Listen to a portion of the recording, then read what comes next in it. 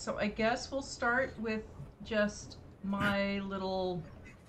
When last we left you guys, you split the party again. Which made complete sense because of everyone's schedules. Yes.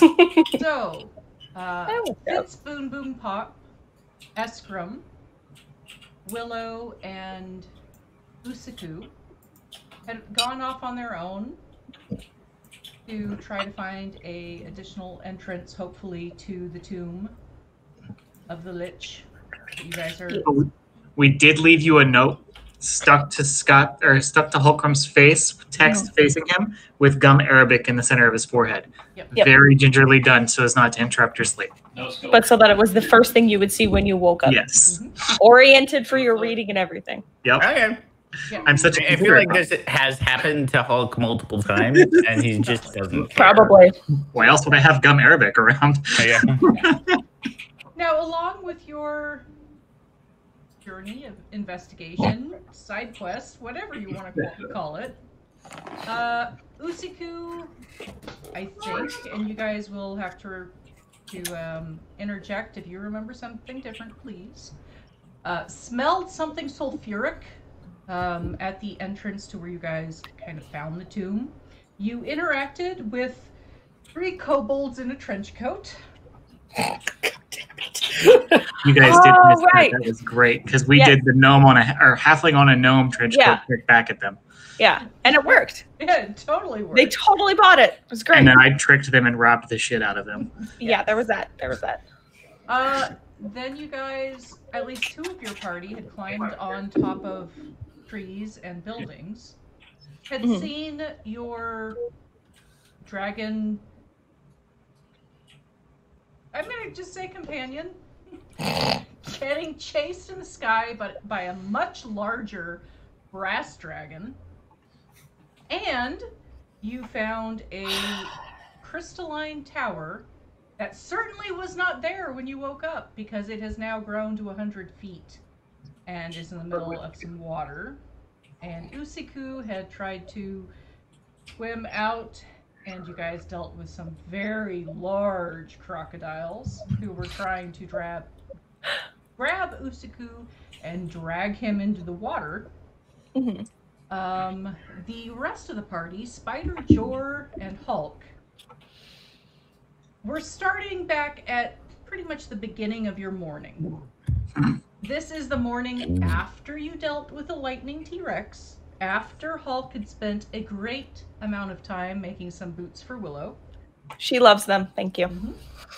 Willow has a whole new... I have a whole new aesthetic. Whole new aesthetic. It's good. Which she can share with you when you meet back up with her. But it is the morning after all of that. And for the most part, after your watches, in the morning watch, the Grung companion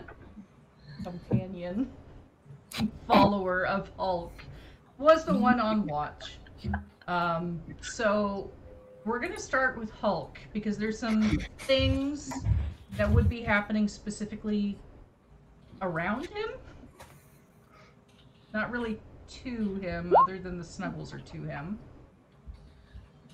But Hulk, as you're waking up in the morning, you do have this letter to your face. I peruse it very quickly, but like, Eskrim can take care of himself. It's not like he's gonna grow a crystal tower out in the middle of the jungle. Yeah. You do, as you pull this thing off to start reading it, there are several fuzzy bodies around you. A couple of which are digging through your pockets for magical cookies. Okay, I give him magical cookies. So you've got these 3... Zorbos. Clawed koala bears, or whatever you want to call them, kind of like snuggling up against you, digging through your stuff. And as you are sitting up to read this missive from your brother, the Grung that has been following you around, they've got like their note journal in one hand, kind of like down by their hip, tentatively attempting to pet one of the Zorbos. but being super cautious about it, and anytime the Zorbo moves, they kind of like jump back. So this is kind of what you wake up to, and what Jor and Spider wake up to in the morning, seeing of Hulk being like snuggled by Zorbos, and the Grung that's been following you attempting to pet one. Oh, okay. So I am going to spend, unless Jor or Spider try to have pressing concerns, I'm going to reward the Zorbos that let the Grung pet them, because I have a plan for Zorbo Grung cavalry. Not really a martially effective force, but adorable and definitely marketable. And then also I'm going to start cooking for everybody, because it's morning, right? Yep, it's morning. So whatever meat we have from that's left over from the taxidermy, I'll go. It's a very carnivorous diet. Like, there are no vegetables in this at all. There might be some spices, but yeah, like all the heart Pretty attacks. much just barbecue. Just are all the heart attacks. It's fatty and salty. And Talking to a troll. I'm good. yeah. A troll and a goblin. We can hang. It's okay. I mean a dragon. Yeah, that's right. I'll probably like have. This hasn't been established, but Hulk probably has some like hidden pocket in his armor that's slightly cooled, and he brings out like a small keg of beer. And we just have a barbecue at 10 a.m. While I try to train the Grung to ride the Zorbos. Okay, if you are attempting to work with the Grung and the Zorbos, I need... We're going to use animal handling check, but I'm pretty sure Zorbos are actually monstrosities. So, with animal handling check, so you get to use... I forget which stat it is for that. It's usually wisdom. So I'm confused. So am I trying to get the Zorbos to let the Grung I want to be clear on this, because I have to teach an intelligent creature how to ride a bipedal creature. So, like, is the animal handling check to get the Zorbos to let the Grung ride them? Yes. Yeah, I'm teaching both sides. So you're going to be able to communicate effectively with the Grung because they can speak common. The animal handling check is to deal with the Zorbos. The Grung is totally on board with you trying to work with them to ride a Zorbo. You know how like Hulk seems a lot broken? Watch these two skills come up. Yeah. Because wisdom and charisma are my dump stats. So Do you want some help with that? no, I'm gonna flash of insight it. So both of these things will get +5. Although I mean, like, yeah. So we'll go ahead and. He's lucky I'm not there to sabotage this. Yeah. So, wow, I guess 22 on the animal handling. Mm-hmm. That's... yeah. Okay, so your first interaction with the Zorbos and the Grung goes really well. The Grung finally is confident enough to actually fully pet the Zorbos without backing off when their face turns toward him. Mm-hmm. And I would like to point out I still don't actually speak Grung. no, but he speaks common. Okay. So yeah, he speaks common. He has actually spoken to at least a couple of your party before, including Willow when. She's never actually spoken to me, I don't think. I don't think so. I thought he explained the coloring to you. No, has The not Grung? explained the coloring either. No, He I figured that explained out it with to a me. history check. Yeah, So- the Grung explained it to me, which is why. Yeah. Like, I might, like, if he starts talking to me, I might be like, oh God, you can talk. Except Hulk's been around when he's talked. But Kind of. he never talks to me. Yeah, but do gods really ever hear the pleas of their minions? Shayna, that needs to be like a quote in one of the annals when he discovers his minions can speak. The funny thing is, out notice. I'm making notes. Don't worry. I have the doc up already. The funny thing is Esk and Hulk are assuming it's a god thing. Well, I've been pushing a god thing since we met them. Yep. And Hulk is assuming his brother is pulling the god thing again. Mm-hmm. And I do want to say it's definitely an again at this point. Oh, absolutely. And it really fits with Eskrim's utter disdain of actual gods or mortals who worship gods to just go ahead and like sarcastically present them with a new god everywhere he goes. AKA Hulk. And it's usually Hulk because he also knows that Hulk is really uncomfortable with this. It's like 2 for 1. And brothers. Yeah. Yeah. 2 for 1. So that's what Hulk is doing. Is there something Jor or Spider would like to be doing during this time frame? Time-wise as well, by the way, for Willow and Esk. This is about 4 hours before your last session ended.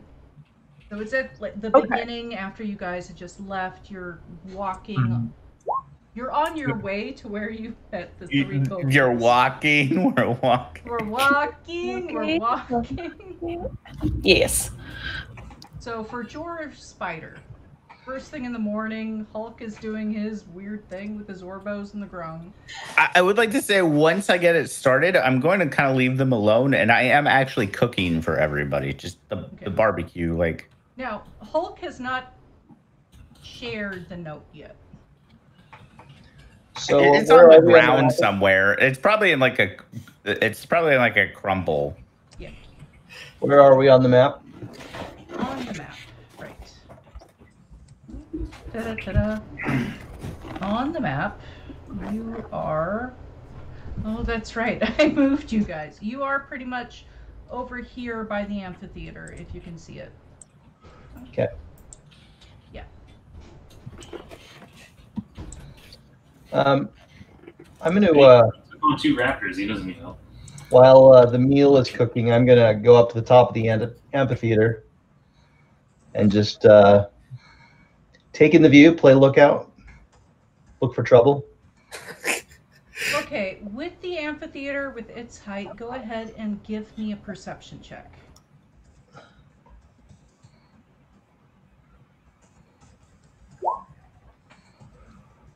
Not quite high enough, so you don't actually see much. You do kind of hear some draconic things, not where your companions currently are, but kind of in this area. You can kind of see in this area kobolds running around doing some stuff. But you don't really see much else. It seems to be a typical morning in Omu, of the various people doing their things, and you can hear the jungle around you. So you don't see anything to the east. You do see not your companion, but Eskrim and Hulk's companion to the south take flight. So you see the red dragon take flight off into the air at this point. Okay. That's all you see from that point. I'll just sit on a precarious edge of something and hang out while food cooks. Okay. Watching for trouble. Someone give him a mirror. Is there anything Jor would like to do? Jor. Well, Spider's close by, and Jor only really knows Spider. So he probably doesn't even realize that the people are missing yet. So he's waiting for food. If food is involved, he's waiting for food. The buffet line. Food will happen eventually, as soon as everybody finishes cooking it. Mm-hmm. All right, so Jor and Spider, you're sitting kind of on top of the amphitheater, probably towards one of the sides that does not have a stairs going up. I totally tried WoW, but unfortunately it makes me video game sick. Tried every solution everything possible, still makes me video game sick. It's one of those games. Yeah. We bonded over it in high school, which is why it was such a big thing. But yeah, And now Chester is throwing down the WoW nerd gauntlet. Oh my god, nerds! Dark Age of Camelot. Nerds. Well, I could have threw down Asheron's Call, but Dark Age was better than that even. So. All right, so Jordan Spider, from your vantage. Star Wars Galaxies. I'll throw that one. Yeah, I know. It wasn't a good game. The other one was the Knights of the Republic or whatever they called it. Actually, Galaxies was a better MMO. Yeah. Galaxies was a better MMO than Knights of the Republic was. The problem with Galaxies is Jedi's ruined everything. Because Jedi's ruin everything. That's just a thing. Sorry. Becca thinks we're the ones ruining everything right now, derailing her game. No, that was actually my fault because I had seen the message from Shayna. Arguably, that it was my fault. No, it's Steph's fault. Actually, it's her fault. There you go. Fault. Okay, there. Then it's not my fault. Oh, that you hear. Oh, that he's like, what the fuck? Yeah, that he hears. Anyhow, Jordan Spider, so you're on top of the amphitheater, legs dangling off while you wait for Hulk to finish cooking the meal. You see Ruvruin, the red dragon, fly off. As you're sitting there waiting for the meal, you probably see the brass, much larger dragon from the western mountains fly off. You see them at this point kind of flying in circles around each other. You definitely hear from a distance like they might be talking, but it's too far even if you speak Draconic, which Jor does. You can't understand what they're saying, but then you see them start darting rapidly after each other with fire being exchanged back and forth. Spider as well. Even from this distance. And Hulk, because we kind of had to talk to the dragon, so I have a feeling pretty much all of us are proficient in Draconic. Maybe. You're still too far away to understand what's being spoke, but you understand that they are speaking in Draconic. Okay. You might Draconic. every so often catch a word here or there. At the point where they start darting in the air, it's mostly curse words. Okay. I'm ignoring that. I am smoking a nice roast. It's like I probably actually grilled up some steaks so that we can serve breakfast, but I am actually roasting Lightning T-Rex leg right now. Like it is full on like Flintstones barbecue right now. Oh my god. Love it. I was just gonna ask what would that taste like, but yes, chicken. Yeah, we can go with chicken. What? Probably with an ozone. Might be a little I bit was just gonna say a little ozone aftertaste. It might be a little bit more pheasanty, Yeah. A little gamey. Sure. Oh god. You think we should tell him that his dragon's getting eaten? This is terrible. And this is a dragon fight. Jor understands this, right? Yeah, Jor at this point absolutely understands. This is a dragon fight. Because you had already heard Rivruin say that she had smelled another dragon in the area, Jor already knows dragons are very territorial. And even when it comes to, mating, it's kind of a... There's a lot that goes into actually, talking beforehand. This is not that. Definitely. Oh, I was about to say, is this their mating dance? Honestly, Hulk does not care if she's in a fight. Yeah. But if it's if Hulk notices that it's like a mating ritual, he'll be like, shit. Yeah. No, Jor can recognize right off the bat, this is not a mating ritual. This is definitely Ruin is in their territory, and she is under attack and doing her best as the smaller dragon at this point to avoid dying. Oh God! How close are the sisters? So the two sisters are actually, when it comes to dragons, pretty close. They're really close. But they are still dragons. And when it comes to it, if Ruin dies, your wife is not going to blame you for her being in another dragon's territory and then dying. Especially because your wife would probably be the beneficiary of her hoard, so... And the Gith are nothing if not very legal about all of these things. Joe doesn't understand that. You use too many words in there. Too many big words for Jor. Hulk legitimately is... Like, it notices that Ravuin is the smaller and be like, Ravuin is a survivor, and if she needs to run away, she needs to run away. She has plane shift. It's... As long as the brass dragon's away from us, we're good. I'm going to keep an eye on things. The spinning wheel turned into a yield sign on Tucker, which I've never seen happen before. I've never seen the yield sign either. I don't have it at the moment. I had the wheel. Now it's just the picture, though. I briefly saw the yield sign. I know it. I was like, I've never seen that happen before. That I've seen. I have seen the yield sign. It's truly there we go. Yay! So, Jor, I'm putting... Hey, Eye Candy, welcome to the party. Big one.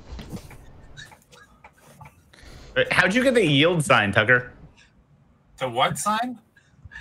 You had the spinny recycling sign, and then very briefly you got like yield pedestrian, like the exclamation mark triangle sign. I think that's when the reconnecting fails. Like it just straight up the computer goes, nah. I don't know. I had everybody when I first got in. We didn't have you, unfortunately. Chester had the same problem when he got in. Yeah. It's true.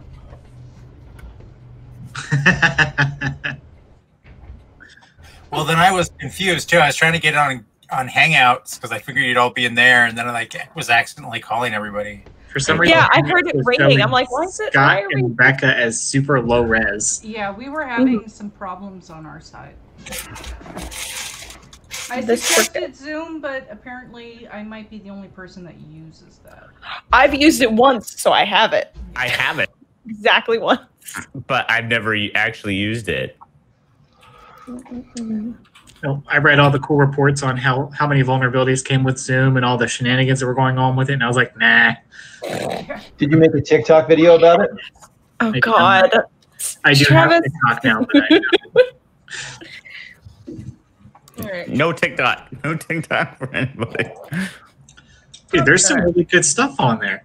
Ugh. You just like the chicks. Well, there are a lot of hot female GMs. Yes, I don't know what you want from me because they don't exist in real life. They exist on a place called TikTok, okay? For 20 seconds. 60-second video. That's all he needs. Anyway. Thank you. Lucy, from your perspective, you haven't missed anything at this point. All of this is prior to when you guys ended your session. We're still at Jor and Spider. I don't know. Uzi probably, like, retroactively would smell Hulk cooking the T-Rex. Like, not if you're in the water. I grilled up some steaks, and then I'm smoking, like, barbecue. Well, Uzi we're fighting crocodiles in water, and well, at this point, it's been about an hour. Uzi could do a retroactive smell check, but they are an hour away with their travel, so it would be a disadvantage. But Uzi would have advantage because of smell, so straight smell check for survival. Just curious. Does T-Rex, does it taste like a giant chicken? Yeah. Yeah, we've established that it tastes like a giant chicken. More bird than reptile then. Okay. Yeah. This one has a bit of an ozone after smell taste. Little pop rocks, a little bit. I'm trying to cook that out. That's why I'm smoking it. I'm slow cooking it. It's full Flintstone spit too. Like it's not just like it's gonna take me a fucking long time to cook this thing. All right. Now with everything going on with Usi, it's about the time that you arrived with the rest of the party with the kobolds. So you would have smelled this right before that, and then went into the interaction with the 3 kobolds in a trench coat and your 2 smaller food companions, or foods, also getting into a trench coat to interact with them. Yeah, I'm pretty sure that the T-Rex does not smell as good as the halfling and the gnome. Probably not. Well, that's a comment that's just there forever now. Yeah. I don't think the T-Rex smells as good as the halfling and the gnome. Probably not. They're No still raw, context. so I not helping. The honestly, out of character, I'm just wasting time until the Crystal Tower, which we'll be able to actually go to. But the Chris, goddammit. I'm not mature enough for this. Never mind. Just ignore me. Talk over me. Keep going. But the dragon fight, does it at least look like our red dragon is going to run away? Like if Hulk thinks that she's trying to stay and fight, he might get involved. But like oh no, she is definitely not trying to stay and fight. The brass dragon is a good 2 to 3 times bigger than her. No means no. It is pretty evident. Like, Hulk isn't the one seeing this. This is Jor and Spider seeing this. Hold on. She is doing her best to escape. He is seeming, or they, because obviously you can't tell from this distance unless you give, like, an insane perception check. They are... Well, since you asked. What was that? 3. No. Yeah, no. You said insane. You didn't say which way. No, it's still not insane enough that way.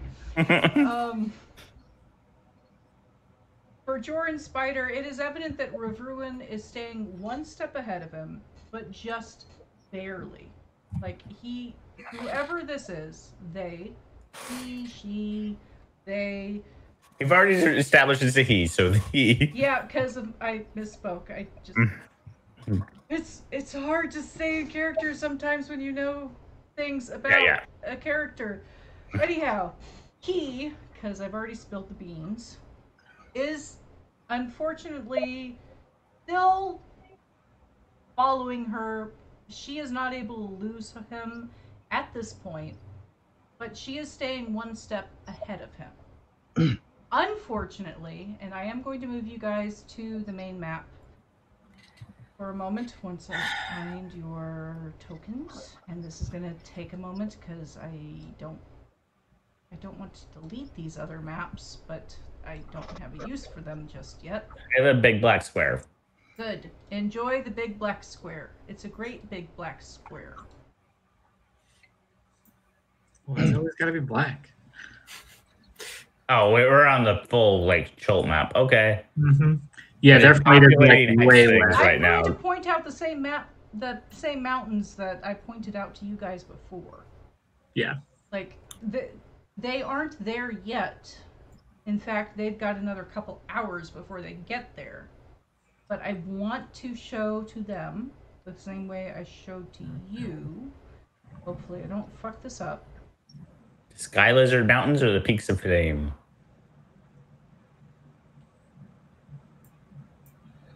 Peaks of Flame are where they started, and they were going west, if I recall.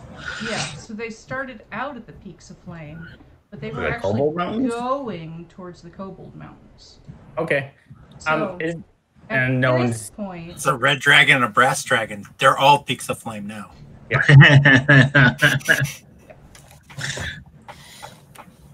Is brass fire? I don't think it is. Fire and sleep, right? So copper is sleep and is slow and acid. Brass is fire. Oh yeah, brass is fire. Unfortunately, there's three metallic dragons that all look very, very, very similar. Yeah. Copper, brass, and bronze, and they all because like bronze is lightning. Okay. So that's where we've been.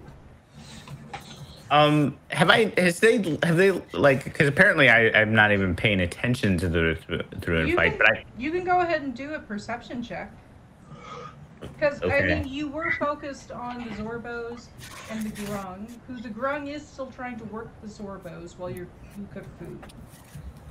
No, I'm sorry, you don't notice. Okay, I'm just cooking food because no one's told me anything. Yep.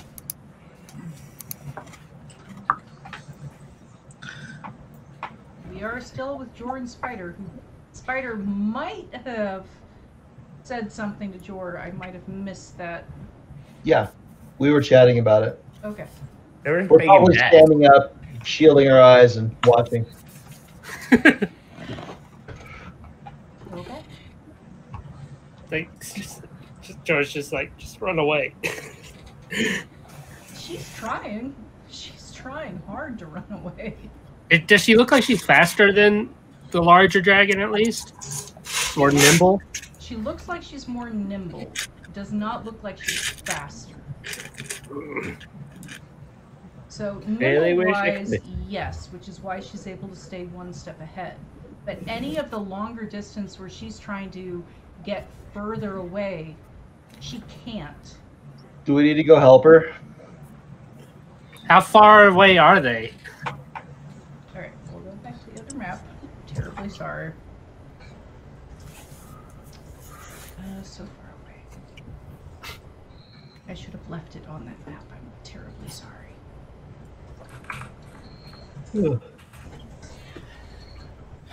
So the problem is that Jor knows that he could actually catch up to them. They are currently like over the peaks of flame. So for the rest of the party to catch up to them, they are also in the air. And there's only a couple of party members that can do flyy stuff. But they are currently over the peaks of flame. And that by foot, that would be a day or two of travel. So this is something you guys are seeing, unfortunately. That's kind of further away because Ravuan launched herself, flying it, and then interacted with this dragon, and now they're doing their fly acrobatic stuff. But unfortunately, there's really only a couple of player characters that have abilities that could get them close enough right now. Yeah, do we need to go help her? I mean, she's family, right? You should have used that term with Jor. Damn it. You could let me know. Like I would burn one of my two of my 3 third-level spell slots, but I can actually fix this problem. We haven't thought that far ahead yet. I'm going to be like, I'll yell down at Hulk. I'm like, I know she's my family, but do you need her for a ride home? She looks like she's in trouble. She might not be here very long. I will look towards the sky, see it, and I will cast sending to her and be like, plane shift out. Come back tomorrow. We'll deal with it then. I will pay for the material cost. Okay, so time-wise then, right now, Rivruin is going to go, but he has an adorable owlbear figurine. Oh, God. Then I will burn another 3rd-level spell slot. Well, Hulk doesn't understand what that means. I know, but Hulk has dealt with Ravoon enough that like, me and Eskrim are much better at this stealth thing than you. Plane shift out, I will handle it. So that's 2 third level spells. I only have 1 left. Okay, you just hear an aggravated before they are darting to the west. Now, time-wise, doesn't plane shift out yet. However, we will time skip a little bit to where Willow, Eskram, and Usaku are. And those of you that are on the top of the buildings, which I think is all of you, because none of you are in the water right now. No. And avoiding that. Yeah, avoiding that. And I will shift us back. I really, really regret this. I would say that Hulk, like, if she's not plane shifting out, Hulk thinks something's very wrong and will start trying to chase her down. Does she plane shift out? She will. There is an aggravated sound. She does plane shift out, which... Nope, I am going to have to not even a combat counter in, and I'm down to 2 third level spell slots. Coming Lich battle right now. Yeah. TPK, roll for new characters. So out of character. Whoa, what is this? Out of DM character, so you guys understand what's happening, because there is a time differential between the two groups. Yeah. Rivruin does listen to you guys. She does plane shift out. Unfortunately, she plane shifts to one of the planes that the timing is different. So when she plane shifts back is about the time frame the rest of the party sees her again with the brass dragon. Huh? Oh God, really? She came back tomorrow, and it was 15 minutes later. Yeah. She came back tomorrow, it was 15 minutes later, which means she plane shifts again at that point. Which means, and this is what I'm leading into, Willow, Eskram, and Usaku, you see Rivruin blink out, and the brass dragon kind of like, not stall in the air, but like loop around trying to make sure that she didn't just turn invisible after your encounter with the giant crocodiles. So that's where you guys are at right now. You've dealt with the giant crocodiles. You still have this crystalline tower in front of you. As far as you know, and we're still going with this because we don't exactly know what Hulk, Jor, or Spider are going to do yet. As far as you know, the last interaction you had with the rest of your party was Eskram putting a note on Hulk's face.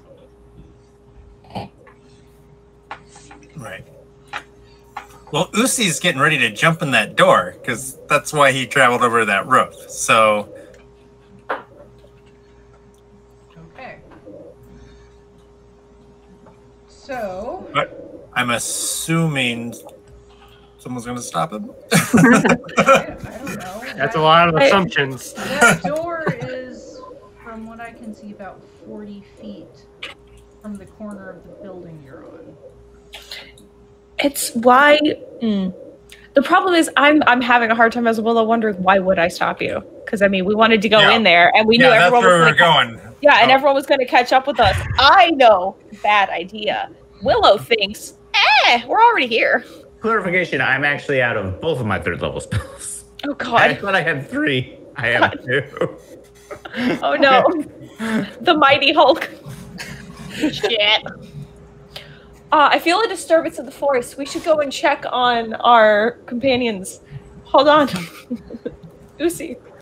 Well, I want to... has the crystal tower appeared? Because that's where... Yeah, that's what this is. Where we are. So, unfortunately, we're still at a time difference with you guys. Okay. So, for Usi, Eskram, and Willow, they are currently at a point where they've just dealt with a couple of giant crocodiles. They have now seen Rivruin blink out, They are dealing with the giant crystalline tower. Maybe the logic would be, well, we found the place and now we know how to get there and back. We have a rope to ease passage and everything. Perhaps now would be a time to go and check on our companions so that we can investigate this together. Are we ahead or are we behind right now? We're ahead right now. You guys are ahead. You're ahead by almost 3 hours. Which is why there's a few things that both parties could have interacted with that I have to explain, because otherwise, why do you guys also see Riv Ruin? It's actually because she did try to plane shift. I understand. What I'm saying is I think for your benefit, it would just be better if Jor and Spider and Hulk just didn't do anything of importance until the tower appears and starts moving there, instead of trying to explain things. I'm actually okay with that if everyone else is. That might be easier. Yeah. George is trying to get we food. do is going to make the time thing worse. Yeah. Which I could try, but I think that might just hurt all of our brains. I mean, to be honest, if this was Chester's game, we would totally want to do a minute-by-minute thing. Oh, absolutely. Yeah, for sure. Yeah, can we break this down, like, room by room, minute by minute, please? Yeah. Like, and we're all going to scatter to different corners of the valley and explore separately.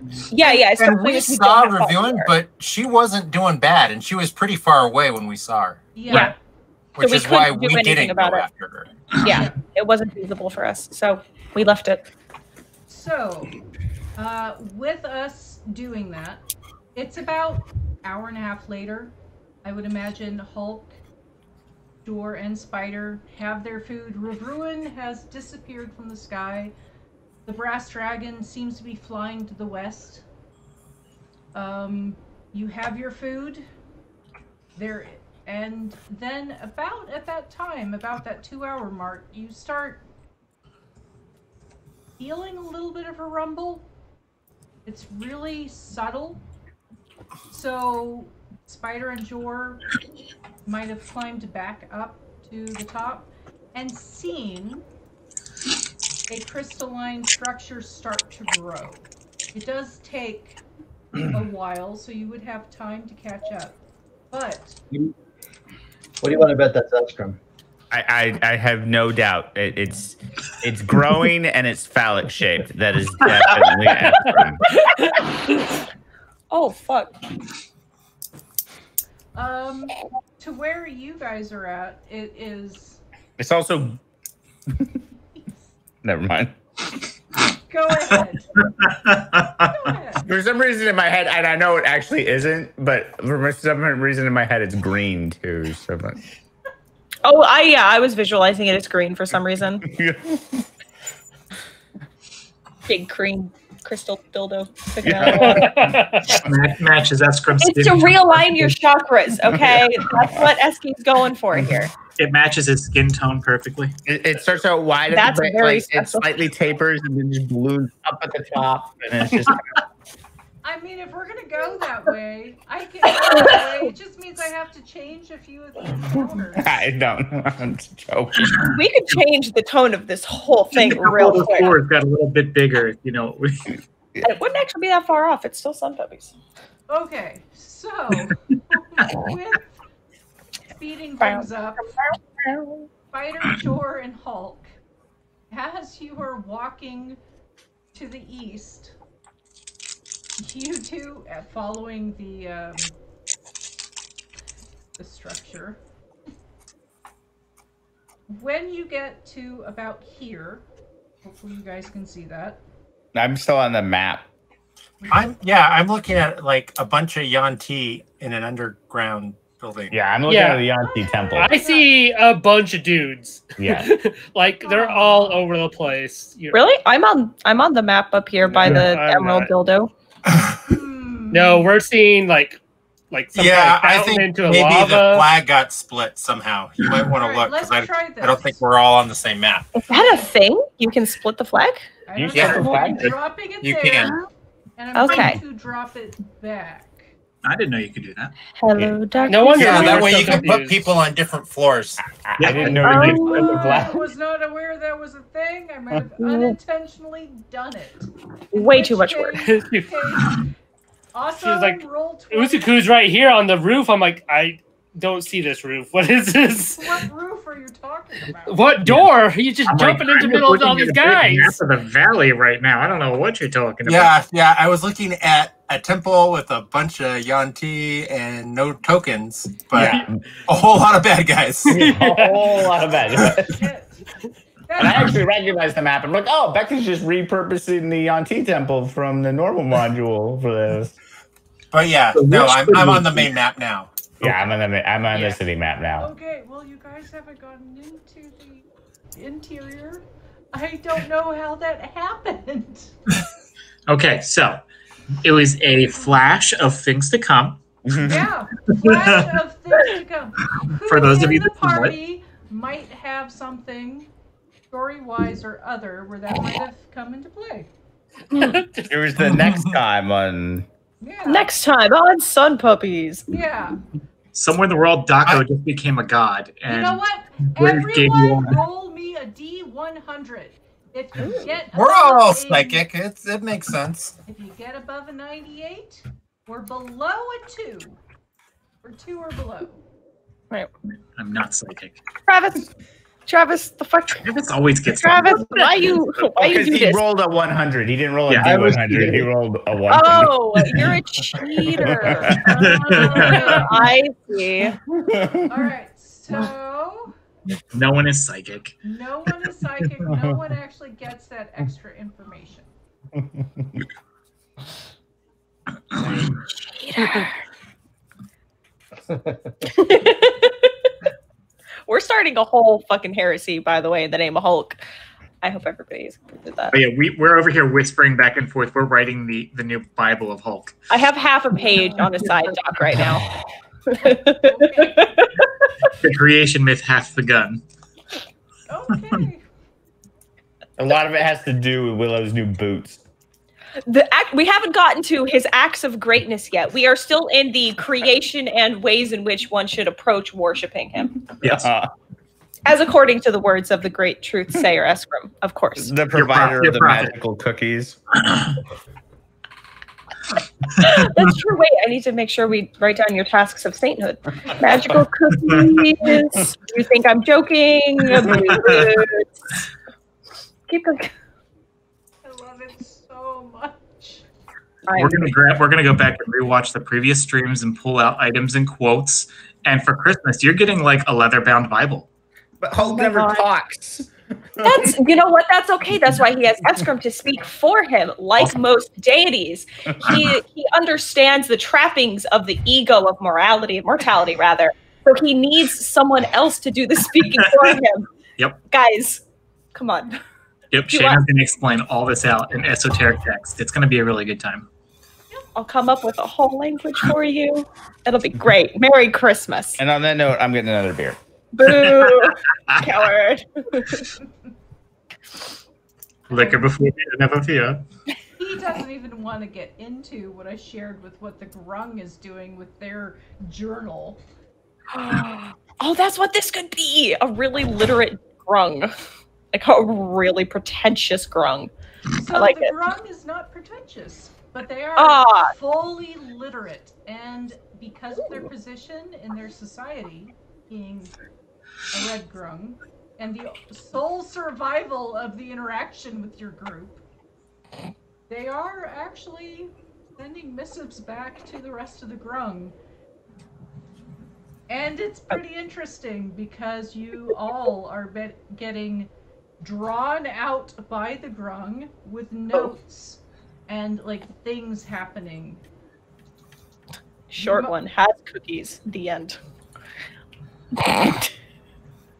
And when it comes to the Grung, because the Grung, in my opinion, were the most racist race in D&D and 5e. I'm not entirely sure what just happened with Scott and Puma, but I already shared with Scott that because of this Grung's interaction with you guys, they are writing their journal to a lot of Grung society would be considered heretical. This whole journal is, so we've got Spider that looks very blue, but gigantic, at least as far as the Grung is concerned.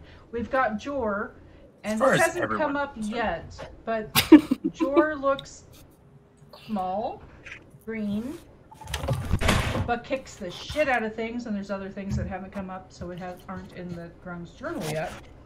We've got Willow, who looks just like multicolored and glorious, but also super kind and gets you heads, despite the fact that normally her kind would probably be poisoned. That's true, I have gloves now. Yeah, we've got Hulk that looks green and gold, so the two opposite Does ends not of the spectrum. look gold. No, but to the Grung. Wait a the second. Grung. Remember, their top of their tier is gold, right? And we did gold plate you at one point. Oh my god. Yep. And the Grung painted him gold in his sleep, remember? Yeah. That's how I have a little vial of it, because I asked. Anyway, Becca, I just realized something. Damn it. If I can't turn into Puma a comes dragon. into your office, let me know. I'll grab her. She's just running. She's running away from me.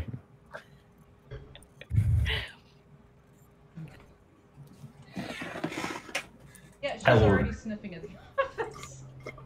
Okay, I got her. Anyhow. Where were we? Right. Spider, Jor, and Hulk. Since we are spinning it forward, you guys right around here have been following the tower. It's been growing. It's now over 100 feet tall.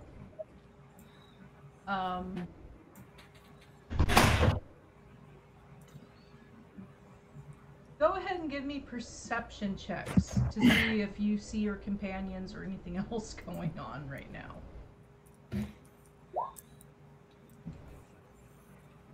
All right. Jor and Hulk.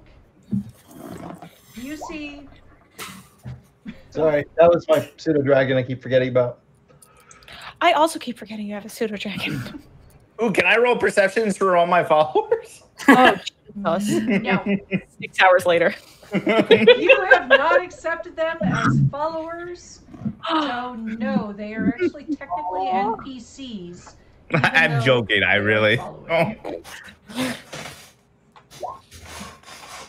Anyhow, Hulk and Jor, with all of those rolls, you see Usaku here on this building, and you see Fitz and Willow and Eski here on this building.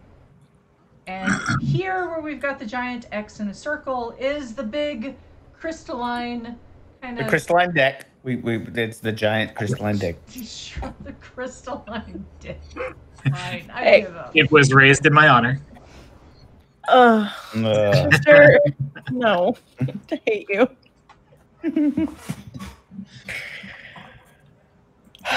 That's where we're at. This is, at this point, at the end of the giant crocodilian encounter. A couple of you have noticed, got the big tower. What would you like to do? I didn't say it out loud. It doesn't count.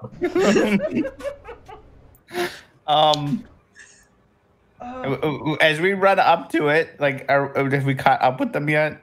So, like I said, you're here. Mm-hmm. They are here. Mm-hmm. And here. Okay. And we had left intentionally the rope that we used as a guidance to help us crossing the water on the way. Yeah, we did leave that. Okay, oh, was it over there? I couldn't remember which side. Yeah. Okay. Okay, I couldn't remember which side, but I do remember we left the rope. I will cast Sending at Eskrim, because now I'm within 120 feet of him. Or Message, or I always forget which one's which. Message, sorry. Two very similar spells. One's a cantrip, one's a 3rd level slot. To Eskrim, like, what did you do?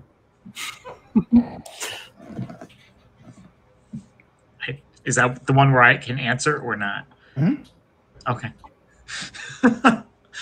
It wasn't me this time, but I like it.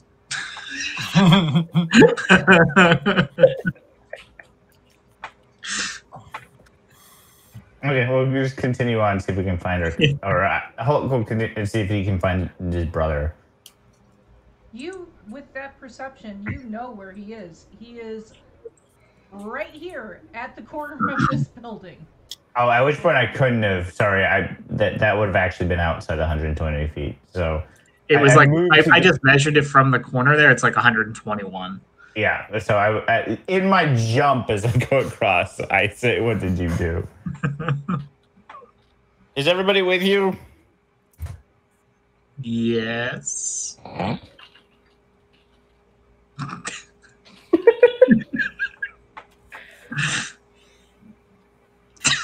What's with the tower? At this point, I'm now just like talking to you because I should be close enough to. Oh, I don't know. That's what we're here to find out. It appears to be Oh, and don't fall in. The alligators are hungry.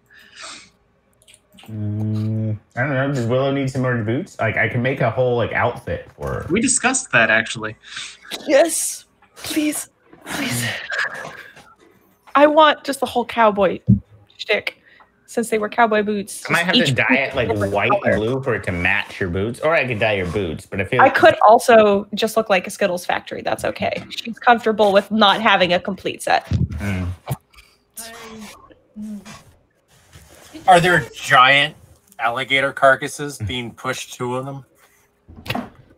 Well, yeah, the water is kind of pushing those carcasses. Well, the piranhas were eating the crap out of them too. Yeah. So there might not be a whole lot left. But I was also wondering, because I don't remember you guys doing a survival check for skinning the T-Rex. Oh, well, you definitely did. I don't remember what it was. No, that's why I was able to make the boots. Yeah. I don't think it was high enough to get like a full outfit, but Hulk might have enough parts for another part of the outfit.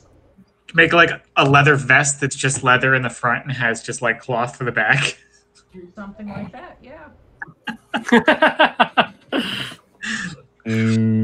Actually, so Hulk will try to pull one of the alligators out, but if there's piranha bites, he'll be like, "This isn't good leather," and then just throw it back to the piranhas. Yeah, and also these are giant alligators. Yeah, they're so huge. They're big. Hulk is a beefy boy. Hulk's a big boy. Gonna break back up. Between him and Usi, I'm pretty sure we could get one of these things out of the water. How are you going to get to Usi? You know, He's I'm way right. already here. Yeah, I'll jump. I'll cast jump on myself and I'll just hop over. Okay.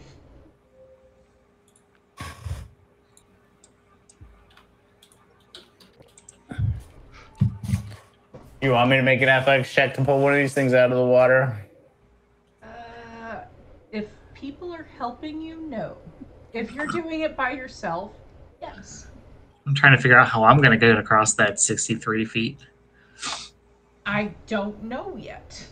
I don't either. I haven't decided. That's why Uzi Uzi chose to swim. Sitting on the edge here, looking down, just waiting to see if Hulk sees the piranhas. Actually, we established that we have very much established that Hulk is good at a lot of things. Perception. Not one of them. We established he's not good at people, and he's not good he's not good at talking to people, and he's not good at reading people or noticing how dangerous of situations he's in. So. Observation in general. So Spider's just watching him to see what he does. Is that how you treat your god? Oh I'm pretty sure I can't even grab onto one. That roll. You attempt to, but its hide is slippery with the blood and the water, and it's really big, and it just kind of like sinks underneath your fingers, and then gets carted off. I will draw it Does a piranha try and like Goes latch on this to his way. finger? The piranhas. They get sucked down this way, with the piranhas continuing to eat the corpse. How fast is this river? Because there's like multiple waterfalls. So if the piranhas are going with the corpse, it's safe to swim, right? I mean, they are distracted. I mean, piranhas usually don't like to get into water faster than like a few miles an hour. So sure, it should be perfectly safe to swim as long as you don't mind piranha bites. Yeah. Okay, with Scott's question, where you're at. Usi is very drenched. You can tell he was in the water. Wet dog smell. As for Scott's question, because of the buildings, the movement of the water, at least where the crocodiles are getting dragged to, where you're at, it's pretty slow. Okay. So is there piranhas like all over the place, pretty much, or? They're focusing on the corpses of the really big crocodiles. I mean, piranhas tend to be opportunistic eaters. They're gonna go after corpses, not. Yeah. I'm gonna. I deep in the water. Well, I'm going to use wave to tell the piranhas he doesn't know they're piranhas. They're fish with sharp teeth. To not eat him, and he's going to run across the water. I mean, they could be Paku. Okay. I'm asking Fitz to get bigger, right but less mean. All right, so Wait. quick timeout for GM. Travis, Spider, you said something. How deep is the water? In this area, it's about 30 feet. Oh. And Jor? Hulk is wearing plate armor, right? I don't remember what he's wearing. Jor, Wave communicates with the piranha. You get the communication back from Wave. They seem to not give a shit about you. They're pretty focused on the crocodiles. Yeah, that's good. Jor doesn't even say anything. He just runs across the water then. Yeah, so you run across the water. Did anyone else say something? Because unfortunately there was a moment where it seemed like... Yeah, all right, Eskrim. I'm riding across with Fitz via the broom that we forgot about with all the earlier jumping hijinks with the rope. Right. Yeah, now that we realize that he has a flying broom, I'm requesting transportation across the water. Okay. And I will jump as long as I can make the jump. However, if I hit the water, I don't have anything that, because I burned my 3rd level spells, I don't have anything to help me with the whole water breathing thing. Yeah. 65-foot jump. And I am definitely in 45-pound heavy ass armor. Was that the athletics? No, the athletics was trying to pull crocodile out of the water. I could jump 60 feet. That's not. I was pretty sure you could jump 60 feet, especially with jump. Yeah. I can. Estra, are you leaving Willow behind? Well, Fitz can do multiple trips. If he wants to take her first, I'll wait. Okay. And yeah, I can wait. Willow, you're small, right? You can like ride on my shoulders if you want. Yeah, George just yells across like, "What's wrong? Just run across the water. It's fine."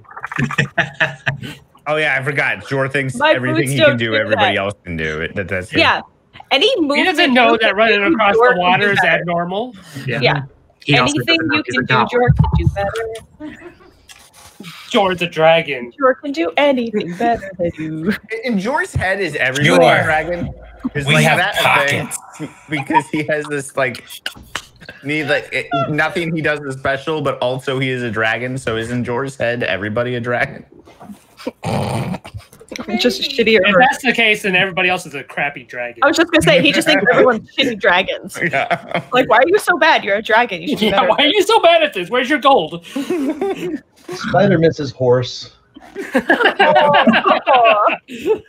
Now I could probably fly by now. All right. So are there any of those gators floating around? You gonna pitball it? So the 2 dead gators are getting slowly drifted away by the current. As Jor runs across, Usiku does say, that he has pockets. Huh? You guys didn't hear that, and I realized you didn't hear that, but Tucker did actually say that. Mm-hmm. He's very proud. He's very proud of his new purchase. Sure, we have pockets. You're showing off your pockets? Yeah, he's got a harness with I've got a harness with like 2 big like pouches on the side. I feel like in the middle of my jump is when that happened, and I like kind of like and slam into the crystal tower. Well, at least everything you own won't get slobbery anymore. Hope you can get a good grip, because it's probably slick. Stop. It is real wet.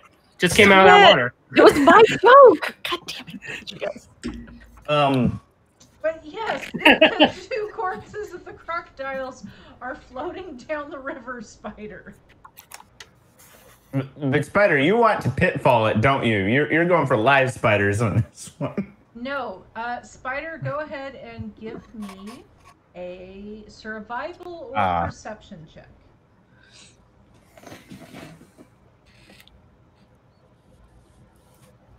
Okay. You find the tiniest baby gator you can imagine. Like a caiman. I forgot. I can actually. I would like to, at that point, remember that I have a keen sense of smell and use my perception because I get advantage. I'm gonna go sniff an alligator. Okay, go for it. There you go. Slightly bigger one, like an adolescent. Well, I have advantage on perception checks involving scent. Nope. Sorry. You do find an adult gator. Pretty big. Okay. At that point, I will do that. Yes. Oh no. Oh no. Hello, friend. And ask if he might do a favor for a friend. He responds in rhyme, reciting how doth the crocodile. No, I know what's coming. Only I'm shit at this. So, hello, how's you doing? What can I do for you, friend? What? You want some cake? Like, I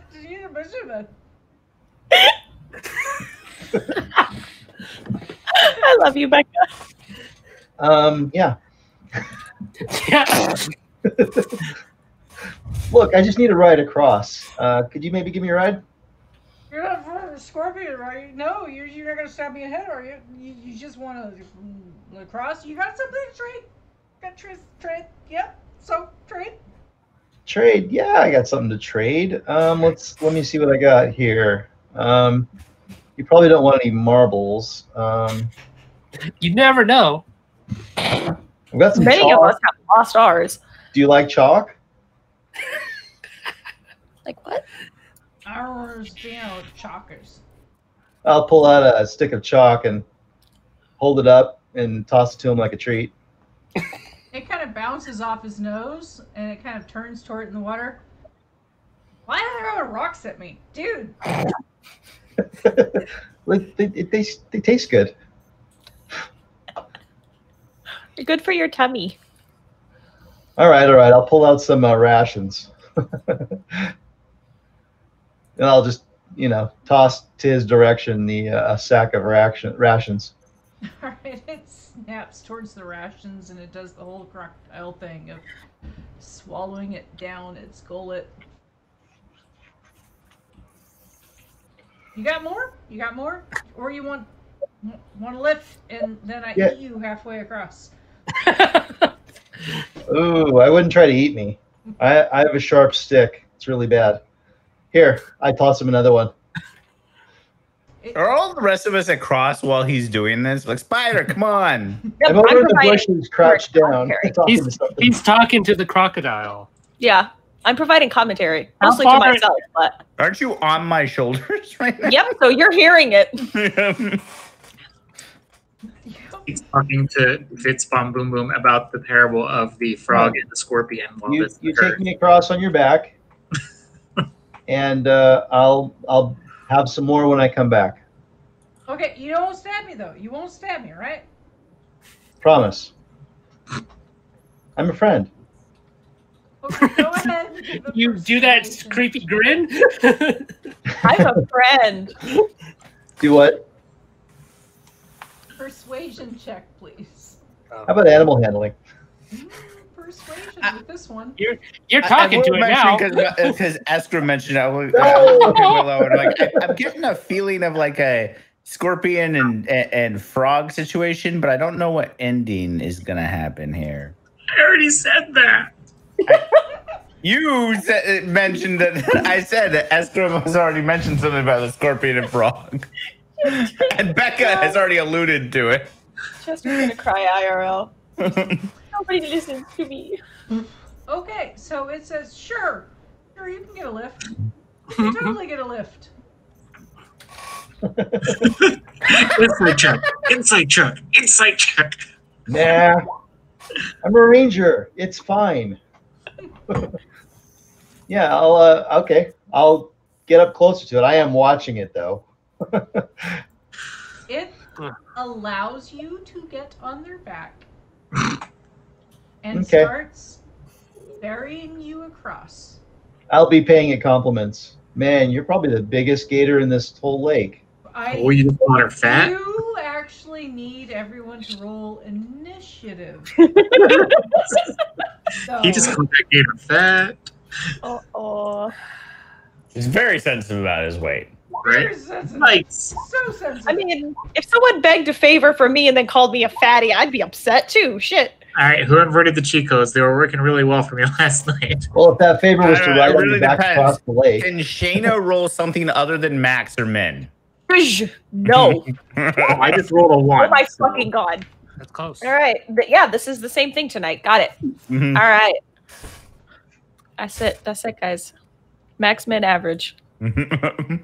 And typical 1 for me. Good times. Well, As a player. After last night. I should just GM more often, apparently, so I feel like I'm doing something productive with my dice rolls. Like almost killing all of us. Well, at least I'm not rolling ones non-stop. We're in the middle of hell. We one-shot devils and then almost get TPK'd by humans. Sad. All right, Willow and Jor, you both have the same decks. You both rolled the same initiative. Who do you two want to go first? Oh, between Jor and I? Yep. I feel the honest answer of all of this is that it depends upon what happens to the spider, because all of us are kind of just waiting. Yeah. How close are they? I mean, I would. So they're kind of like in this area. Moving to, I think about here is when things Can would I start hear them? happening. I mean, I would personally argue the only if whatever happens in the middle of the lake, the only person that can easily get to them is Jor. And Fitz Von Boom Boom Pop. Fitz after he drops me off. Yeah. And I mean, I can try to pitfall it, but I don't really want to try to pitfall it. Yep.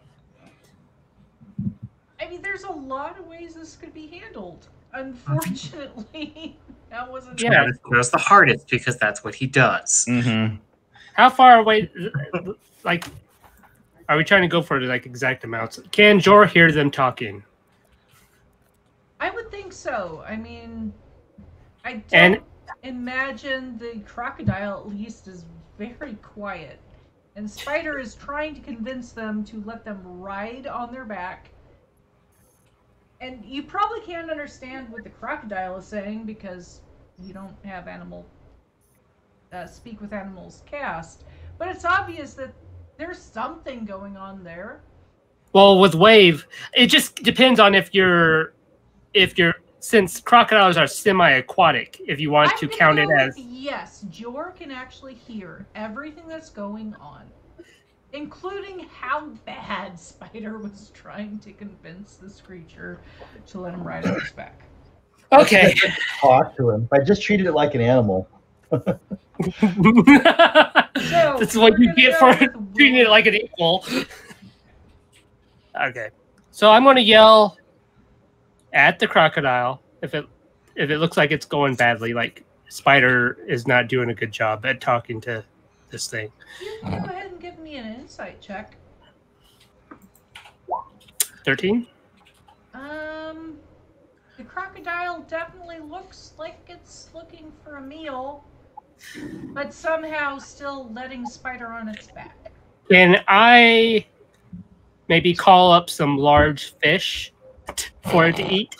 Well, actually, what I was planning to do is while we're going across, I'm going to fish out another snack pack and toss it out in the water ahead. Chum the waters a little bit? And I'm giving it a breadcrumb trail to follow in the direction I want it to go. So but now he sees that you're pulling these from your backpack and where your source of supply is. Oh, we can't see that far back. I mean, let's face it, Spider's gonna get death rolled whenever it's the crocodile's turn. For sure. All right, so you're chumming the waters. Sure.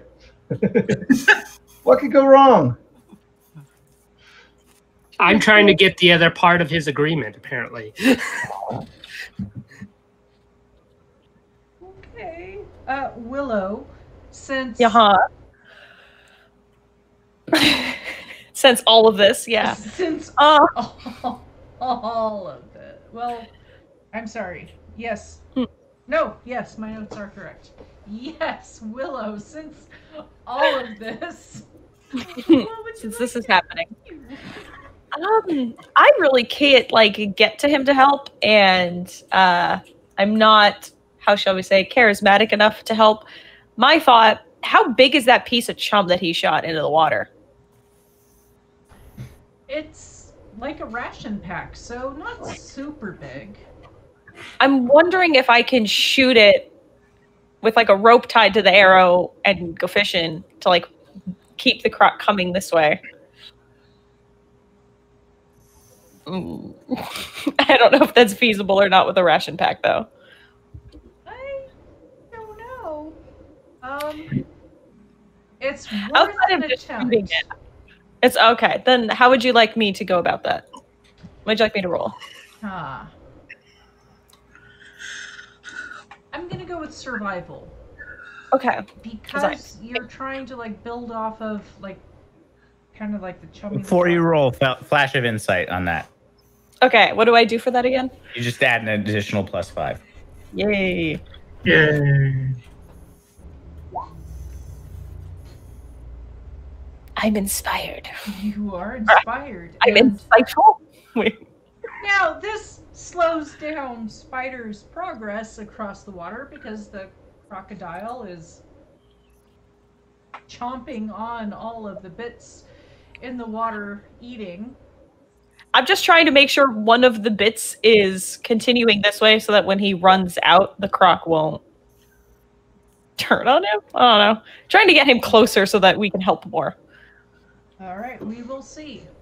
That definitely seems to be helping. It is following your trail of delicious noms, whatever it is that you were throwing in the water. Yeah. Hulk.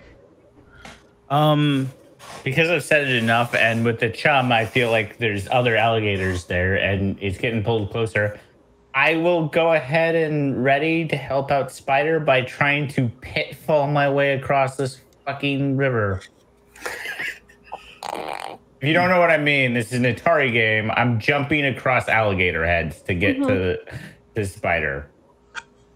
I'm going to set Willow down before I do this. Thank you. Want to come with me. If I could be of use. Ruin half the fun. You don't ask her. You should do it. A little toddler hanging around your neck. Travis calls it the TV day. Everybody gets eaten by alligators. Good time. Okay. So you're following your way across the alligator heads. Mm-hmm.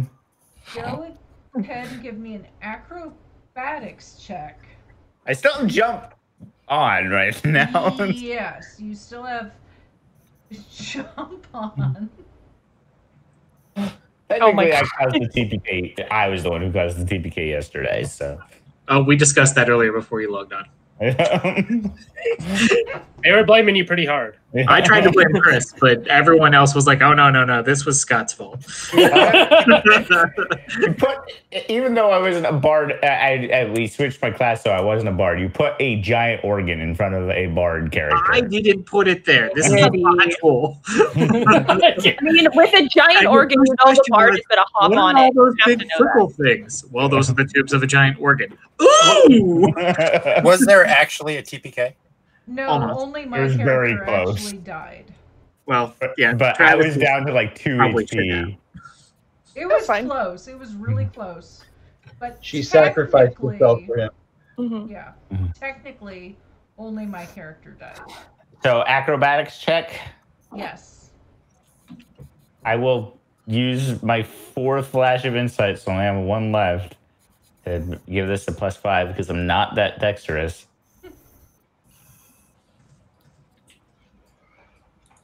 So 25. All right. So yeah, you jump across, and you are now on the same gator that Spider is.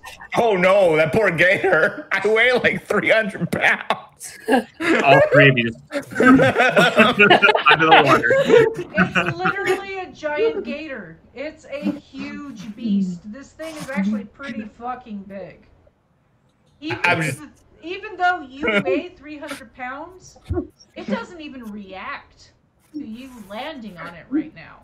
Oh no! Hey, you're gonna spook him. He didn't pay enough for 2 riders. Is that your turn? I mean, it hasn't done anything yet. I'll be like, Spider, let's go. I was getting a ride. Like, I'm on top of the gator's head right now, like straight up, like on top of his head. And the eyes are probably like trying to look at you. And Ticket, the snout please. is probably trying to start turning, but it's not their turn. Well, when I'm on top of his head, like my foot is on its snout, so it probably actually can't open its mouth right now. Heavy boy. It would be. And as science has taught us, gators have very good downward bite thrust, but really shitty. This is Yeah. true. Yeah. This is totally That's the true. secret to croc If wrestling. the strength check comes into play, the gator is going to have disadvantage. Okay. Yeah, that's pretty much turn. I'm like, Spider, let's go. Usaku. It is now. Okay, so where are they? So they're about here. Okay. So seeing this and everybody on this gator. Oh no. The other heavy boy. Oh, we know this game. It's the 3 of us all on this fucking All the big boys. So he can't actually get himself over there, but he can use his full movement, jump to this building over on this side. And then he will run so that he can put his duplicate right behind Spider on the tail. Oh, that's gonna go really well next turn. Okay. And he will hold his action to attack the gator if everybody else attacks it.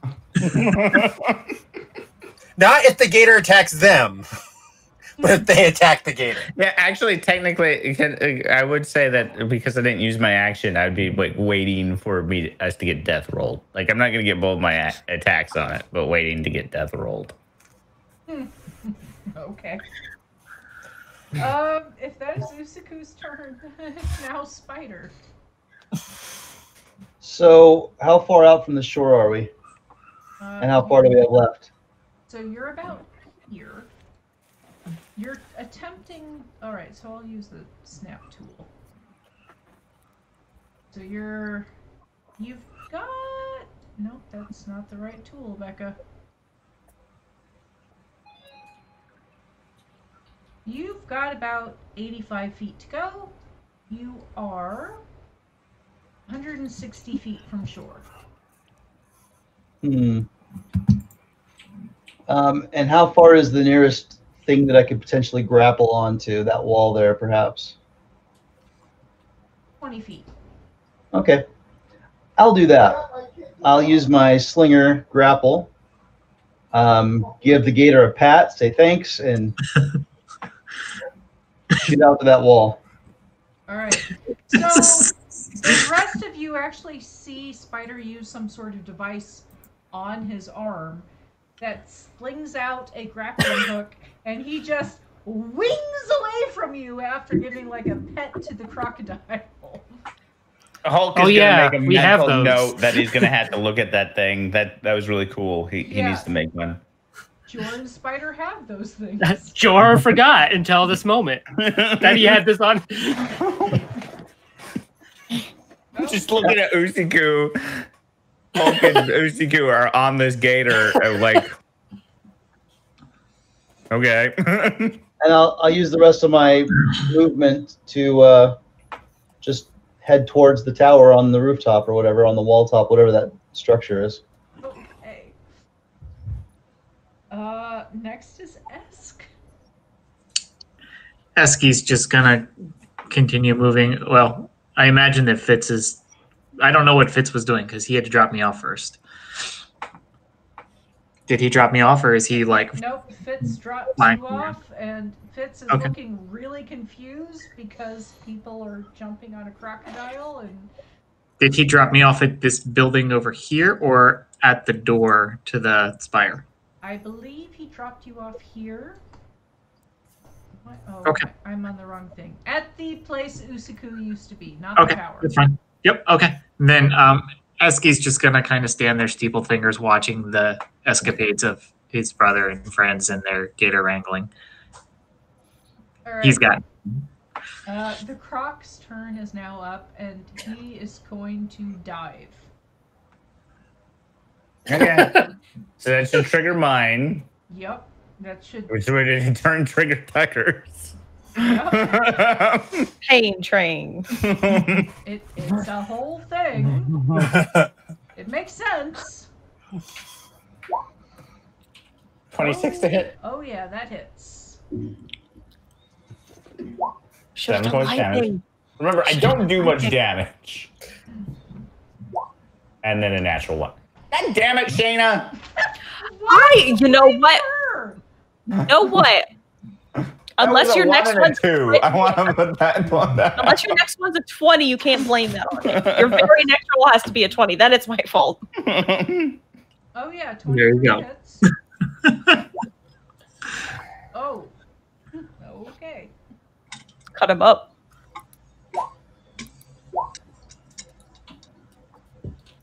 I'm not raging or anything, so. You're not mad yet. No, this is fun. This is hunting. Oh, actually, probably Hulk's not mad. Hulk is actually probably really because it was a held action, which meant it was a single attack. So oh, okay. Then it's just 7. No. You get your full attack when you hold your attack. Wait, you do? Uh-huh. Oh, I've totally been fucking that up for the last 2 years in our game. Because it's your full action.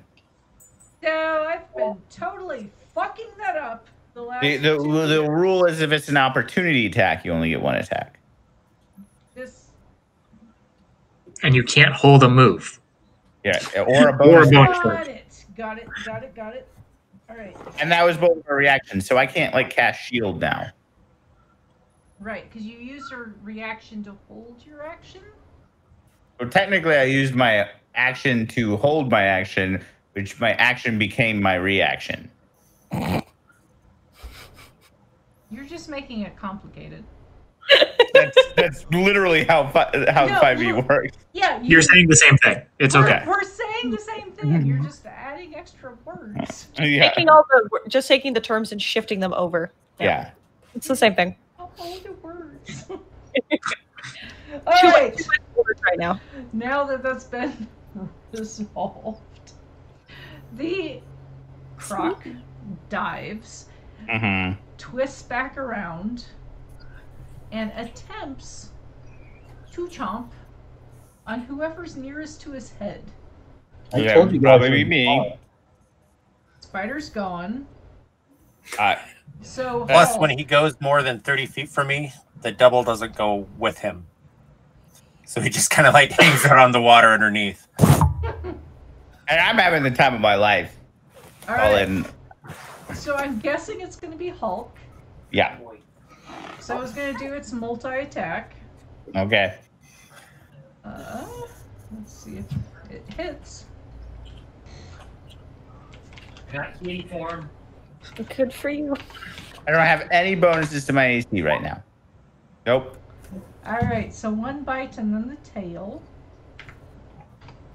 Probably not. Nope. Okay. It is now Jor's turn. The croc has dived. It is maybe 15, 20 feet below the water.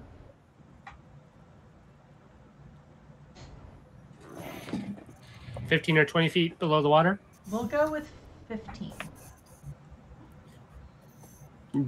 Jor doesn't care really anymore. No, I don't imagine he does. Spider's off.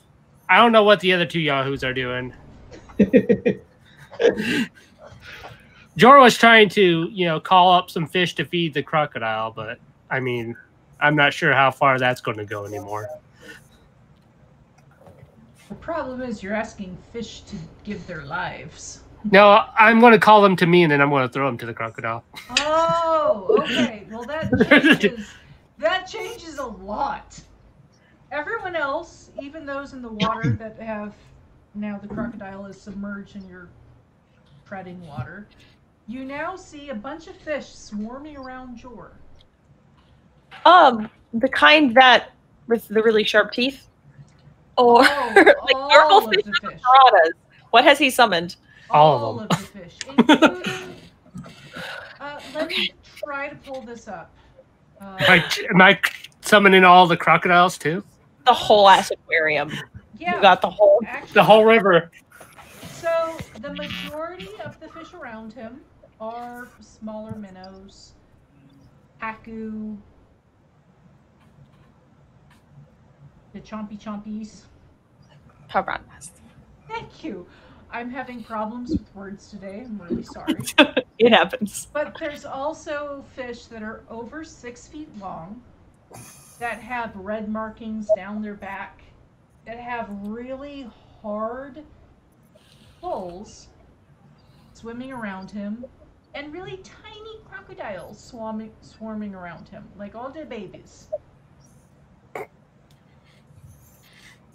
What would Jor like to do with your massive fishies and fish-like people and snapping turtles? Don't forget the fucking snapping turtles, because those fuckers hurt.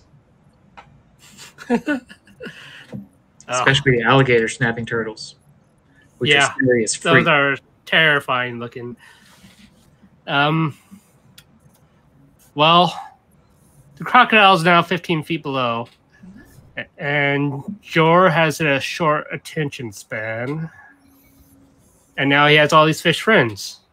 All the fish friends. I guess Jor will just start talking to them, asking how their life is in this river. All right. So Jor gets a cacophony of people are trying to eat us, and we want to eat the smaller fishies. And there's this big fucking crystal tower that suddenly arrived, as well as, can you please keep the crocodiles away? Only the baby crocodiles are saying a lot more of, we want to get bigger so we can eat these bigger fishies. My spell's still going, so I can get all this too. Yeah, you're still hearing this. And you hear a lot from them that there is a creature in the water that they are not used to, that they don't know how to handle. Are you talking about me? I'm not saying that's what Jor's getting. Eat it. Eat it. Eat it. Always eat it.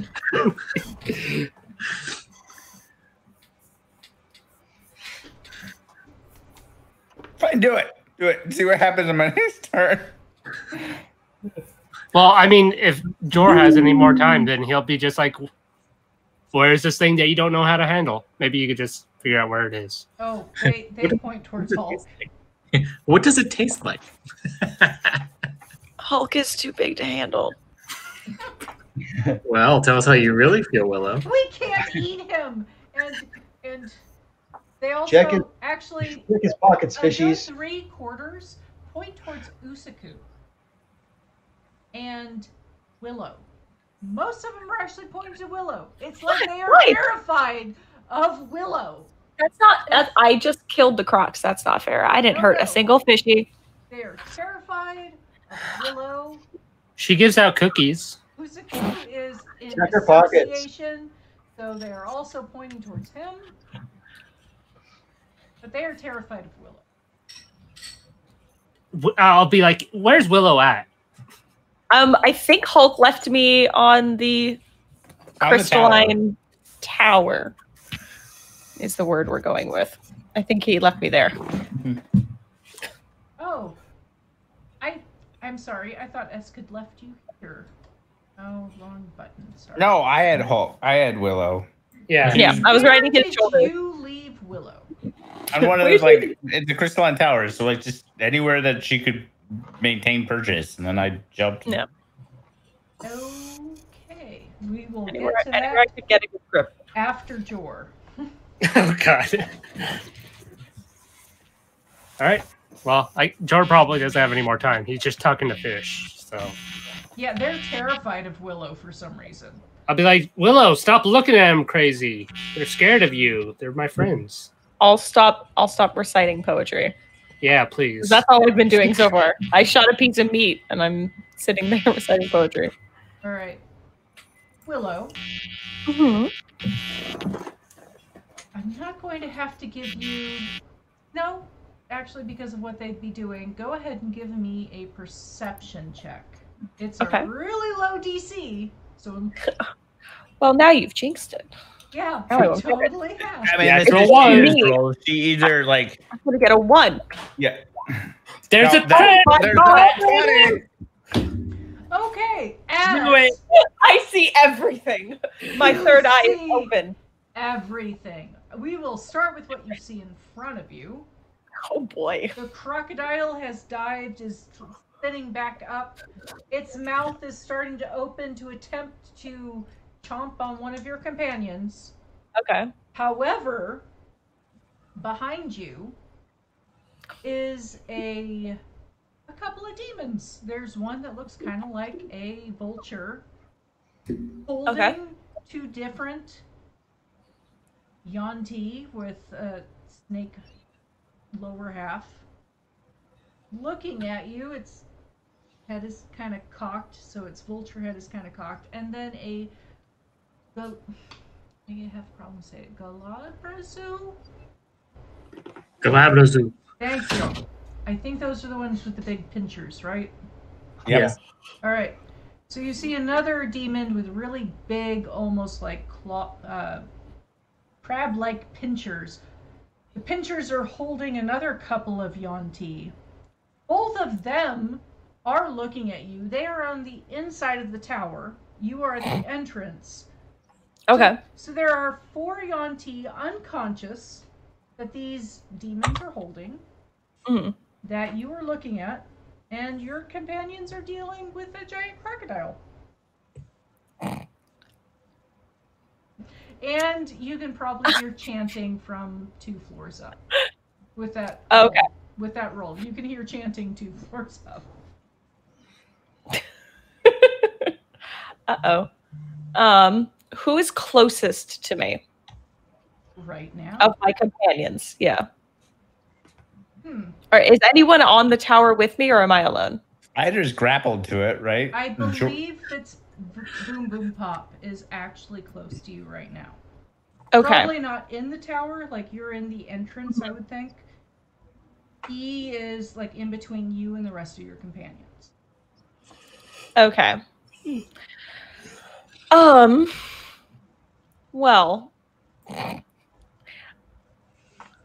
how many words can I yell out as a action? I forget. You've got 6 sentences Matter. to yell whatever you want out.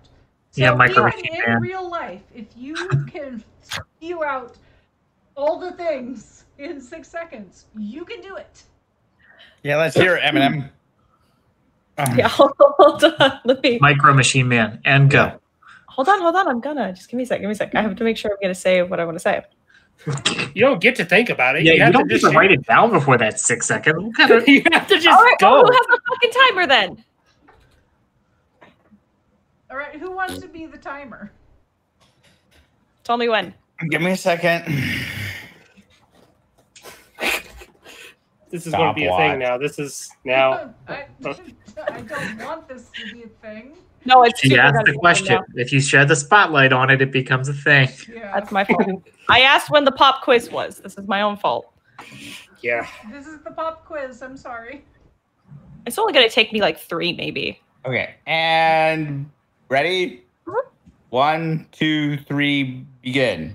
Look out, the croc is gonna bite you. Also, there's a couple of demons here in the castle, and they're at the tower, whatever this crystalline thing is, and there are about 4 unconscious Shanti, and I don't know what the deal is, but we should probably split up and deal with both And- situations at the same time. There we go.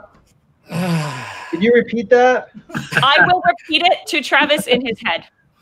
Not in 6 seconds, she can't. Yes, I can. Actually, that one doesn't have a limit, so. Ha! That ability has no limit. That'll be it, though. Yeah, I'll say all that. I'll yell all that if I can at everyone else. Mm-hmm. Pull my bow away, or rather, probably drop the tethered chunk of meat and aim my bow at one of the demons. Okay. And you're using an ability to share all of that with Spider? If he yelled out, "Can you repeat that?" I will echo it in his head, yes, with my whisper. What's the range on that? Oh, wait, yeah. How is that 60 feet or 30 feet? He's really... I'm at that next building over. Actually, there was no limit. That was part of it. Hold on. Where'd that go? You can communicate telepathically with any willing creature you can see within 30 feet. That's what it was. Okay, so 30 feet. And since he was close to or on the tower because he grappled to it, I figured he'd be closer. Well, he had grappled to these. Yeah, he should Oh, I be close thought to it was where like- I am. Yeah, So, and then moved on this way. So. So unfortunately, I don't think any of your companions, other than Even Esk. I'm within 50 because I'm like right on the corner. Okay. It's like 46 feet is what I measured earlier. Then I would just reiterate it more slowly to Fitz since you said he was nearby. Yeah, Fitz is closer because Fitz had ferried you over and Fitz is on his room. So Fitz knows. That brings us to Hulk. Okay, so Hulk is going to riding the alligator down, clip off the equivalent of a flashbang, only it's more bang, not flash. Stick it in the alligator's mouth and cast Shatter underwater. Oh, fuck. And it's a 20-foot sphere, so he's going to try to clip as many aquatic creatures as possible with it. Okay, for everyone else, something Scott and I had discussed in previous games is thunder-related damage underwater did triple damage because of the way that would work. So, It's like fishing with TNT. Go. what do they need to roll? Because I think thunder. It's a con save. Yeah, it's a con save. Okay. For every single piranha. Go. I'm pretty sure 98 will, like... 14 for the croc. Okay, that fails. Okay. So I'm just gonna roll all, like, because it's normally 3d8. So here's your 98.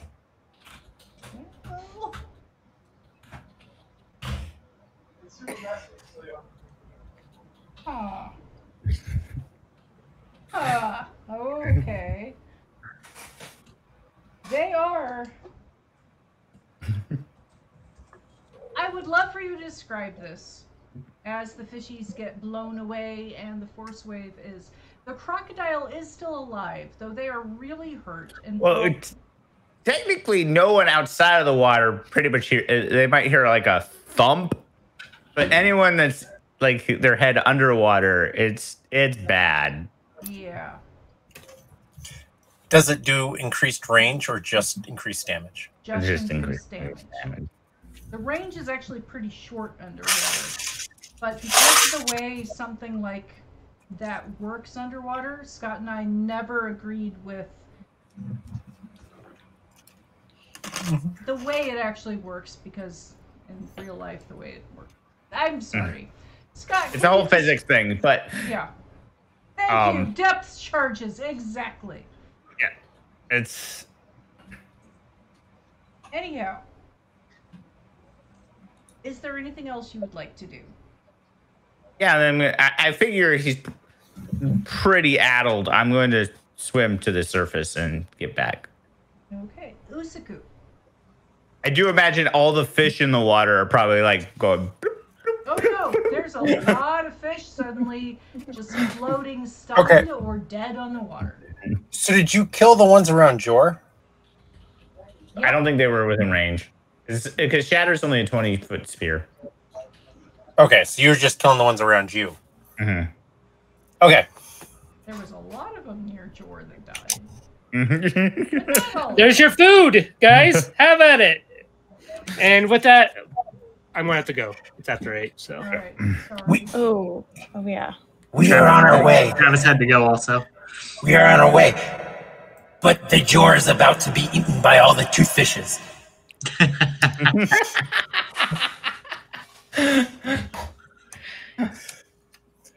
And yeah, and then he is running again along those rooftops, and he will jump into the water. He will dash. He'll take a full 100 feet of movement, jumping across buildings, and jump right next to Jor into the water. Okay.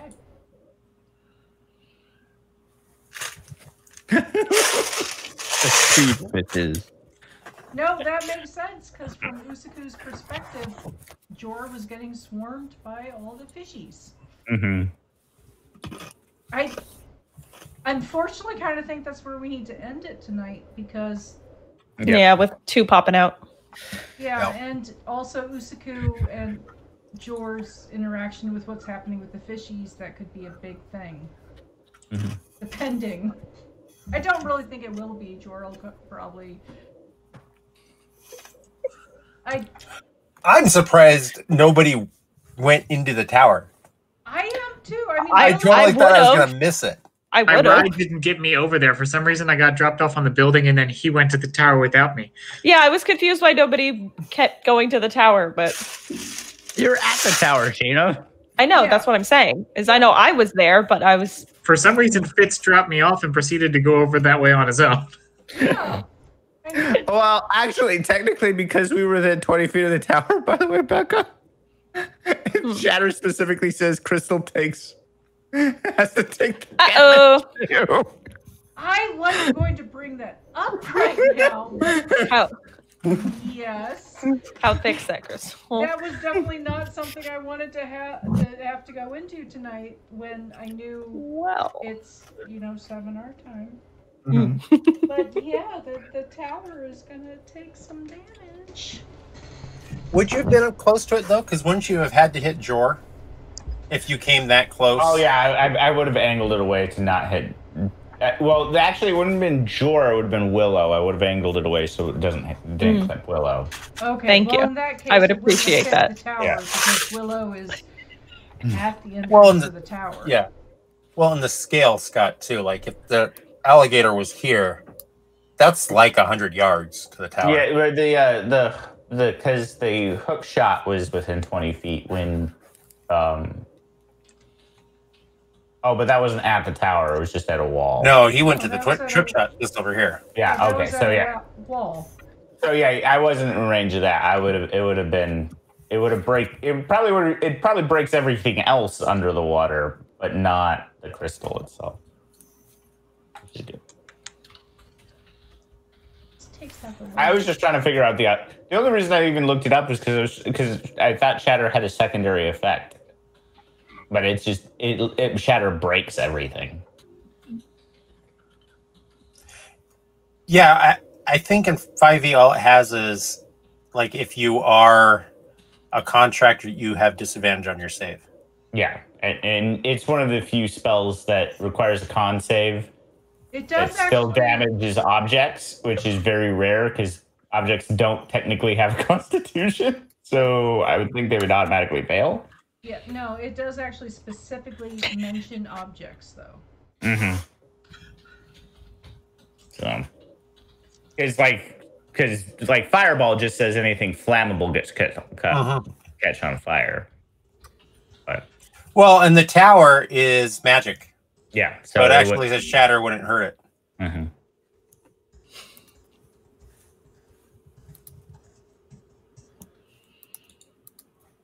Waha. I do consider my thunder punches technically do thunder damage as well, but I don't like. It's weird that they do thunder punch damage, so I don't consider that would get the triple damage from being underwater because that would be weird. And also, I don't understand why the thunder punches do thunder damage. Like, they should be doing force damage. Right. Well, and a lot of things, thunder damage is weird anyway, right? Because it used to be sonic damage. Right. But a lot of the things that are thunder damage should be force damage, which is really what should do extra damage underwater. Well, no, because actually the reason why we ruled it was sonic damage is so force damage could do things because of the dispersal ratios, but actually sound, because of the way it travels underwater, is super fast, and water actually amplifies sound to an insane degree. See, I thought it was like the concussive damage, like if you throw a grenade into a swimming pool, you kill everybody in it. No, actually, if you throw a grenade into a swimming pool, it's the sound waves are actually killing everybody into it. It liquefies people. It's still kinetic force because all sound is just fast kinetic force. Like, honestly, sound and force are kind of the same. It's actually because it doesn't compress, right? Like air. Mm-hmm. Yeah. So it is actually the force. It crushes you. It's not the sound. But that's also why sound travels so fast underwater. Oh, yeah. Because there's no compression ratio on it. It's why when somebody sonar pings you underwater, it sounds like a gunshot went off. Don't remind me. I fucking hated it when the Navy did their fucking nightly pings. It kept me up all night because it would hit the hole. It was like, oh. There's like somebody set a gong off next to your ear. Yeah. Gong. So technically, it probably shouldn't do extra damage. It should actually do extra range, but that's harder to calculate. Yeah. Anyways, but yeah, thunder is concussive though in 5e, right? Because like thunder wave. Yeah. Well, because you have like 3 concussive damage. You have bludgeoning, thunder, and force, and they don't. But force is also not just the concussive; it's also the opposite of concussive. It's also vacuum. Well, because I think force in 5e is actually more like just untyped magic damage. Right. It's not actually. Which is why Eldritch Blast is force damage. Yeah. They didn't want to type it necrotic because that would cause weird problems. For I feel like they should have made it keyed to the patron, though. Like, they could have had damage types keyed to the patron. I think would have made more sense. But then the Eldritch Blast would actually have to be a feature, not a cantrip of Eldritch Blast. Which basically it probably should have been, because what Warlock doesn't take it? Well, I think what they need is more invocations, like like Agonizing Blast for the other cantrips. Yeah. and then you don't have to take Eldritch Blast. You can take, because some of the divine, what is it? No, the celestial. You get to add to fire and radiant. Yeah, so you almost don't take Eldritch Blast. And spells on the list that are fire and radiant. I was like, because that's what I'm playing on Saturdays now, and I'm like, this is a class ability that's cooked in that benefits very few spells that this character can actually cast. Well, one of the issues is that radiant spell damage is very rare, right, among arcane spellcasters. Right. You basically have to go out of your way for it, while clerics just kind of get it. Mm-hmm. Well, right. Well, and it gets the feature mainly because it also gives you, the cleric cantrip that everyone takes. Sacred Flame. Yes. Sacred Flame. Which is always weird to me because... which it still doesn't make it even... that is actually better than Sacred Flame. But... yeah, Sacred Flame's not even that great, even with that feature, though. It still falls behind. Because any save or save and take no damage is not good. Yep. Yeah. It would be better if they did it the other way. And they just said, you don't get a save. Right. Or you get your save, but you take half damage on a save. Right. Then at least it's assured damage. Because the problem is that you can't, saves require some weird metagaming in order for them to be the save cantrips require if you're a cleric, if you're a wizard, you only really need 2 damaging cantrips. You need a firebolt, and then if somebody's resistant to fire, you take one of the other ones. No. As a cleric, you need... well, you need 2. You need you don't, not just for resistance. You need one that is a save and one that's an attack, because the save is really good when you have cover or right. Mm-hmm. And hopefully you have one that you can cast even if you're blind. Right. The cleric, you need they don't get attack roll cantrips, so you end up kind of needing all 3 of theirs, which because you want a Dex, a Con, and a Wisdom saving throw cantrip. And the Wisdom saving throw cantrip is really shitty. Mm-hmm. They do get Produce Flame, don't they? Yes. Clerics. Warlocks might. I don't know. No, I mean clerics do. Pretty sure clerics do. Pretty sure it's on the cleric list. I know it's on the druid list, but I thought it was on the cleric list too. I think that's usually druids usually take that. Maybe they'd have Produce. But Produce Flame has issues. Or just damage output issues. No, it's just druid. I think there's domains that give it then, because I know I've seen clerics with it. So the light domain cleric gets Produce Flame, I think. But the light domain cleric is not good. Most of the domains are kind of... well, no, some of the domains are really niche, but all of them have their ability. Even Trickster is Trickster gets a lot of flack, but Trickster is one of the best damaging cantrips because you can inflict wounds without the problem of what inflict wounds is, which is that you have to be in melee as a cleric. The issue with the light domain is that it is like an attacky cleric that doesn't get any attack spells. The one thing it does do is I think it triggers off of spirit, because it gives extra damage to Radiant, and so Spirit Guardians becomes even more ridiculous than it normally is. Or Sickening Radiance is actually pretty good once you get there, but it's a 4th level spell. Mm-hmm. So that's pretty good because that starts off as Sickening Radiance is funny because Sickening Radiance was, I guarantee you, is designed to make it so to have a Radiant spell that wasn't a good spell. Mm-hmm. Sickening Radiance is supposed to be radiation, like it is. You create a. That's what it is. So there, that's the mechanical aspect of it. Mm-hmm. Is that a cleric spell? I know it's a warlock spell. Warlock. It's a warlock spell. Mm-hmm. It says sorcerer, warlock, and wizard. Sorry. Yeah.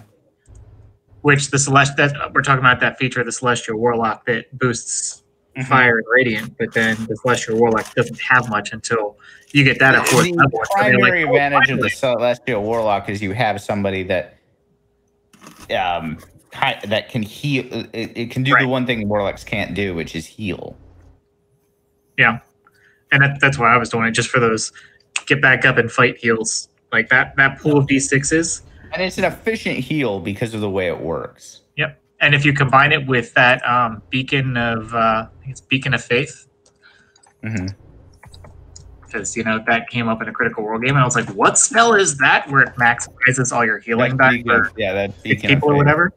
I was like, that just makes like each of those 6 hit points every time you throw one at someone. That's the problem with Beacon of Faith is it takes up a cleric's concentration slot. Yep. And it's kind of, and most of the time, your cleric's concentration slot should be taken up by something else.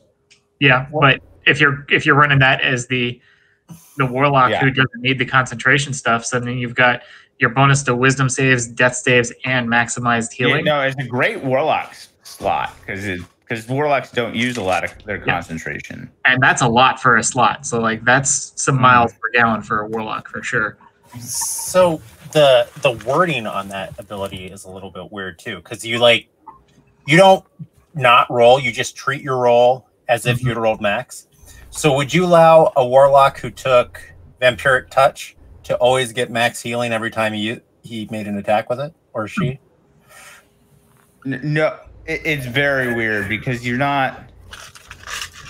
It says any healing. Yeah. They've actually answered this question on because it's not a direct heal roll. It is like life transference doesn't work with it either, which is a good thing because if it worked with life transference, you'd kill yourself. Oops. Well, that's what I'm saying though. Is because you treat it, you don't actually have to roll it. I think I would rule it that you roll for damage. Okay, so you get the damage that you rolled, but then you heal full because you treat it like you rolled max. So the Vampiric Touch, you don't actually heal. It just says you regain hit points. So it's not even, it doesn't use the word heal, and that's their ground they're standing on. What about life transference? Does it use the word heal? I don't know. I just Googled the... Because if life transference that might be the... Does any spell actually use the word heal, or they always just say regain? I don't know. Pretty sure the spell heal uses the word heal.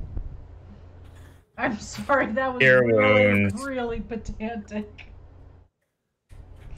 Beacon of Light.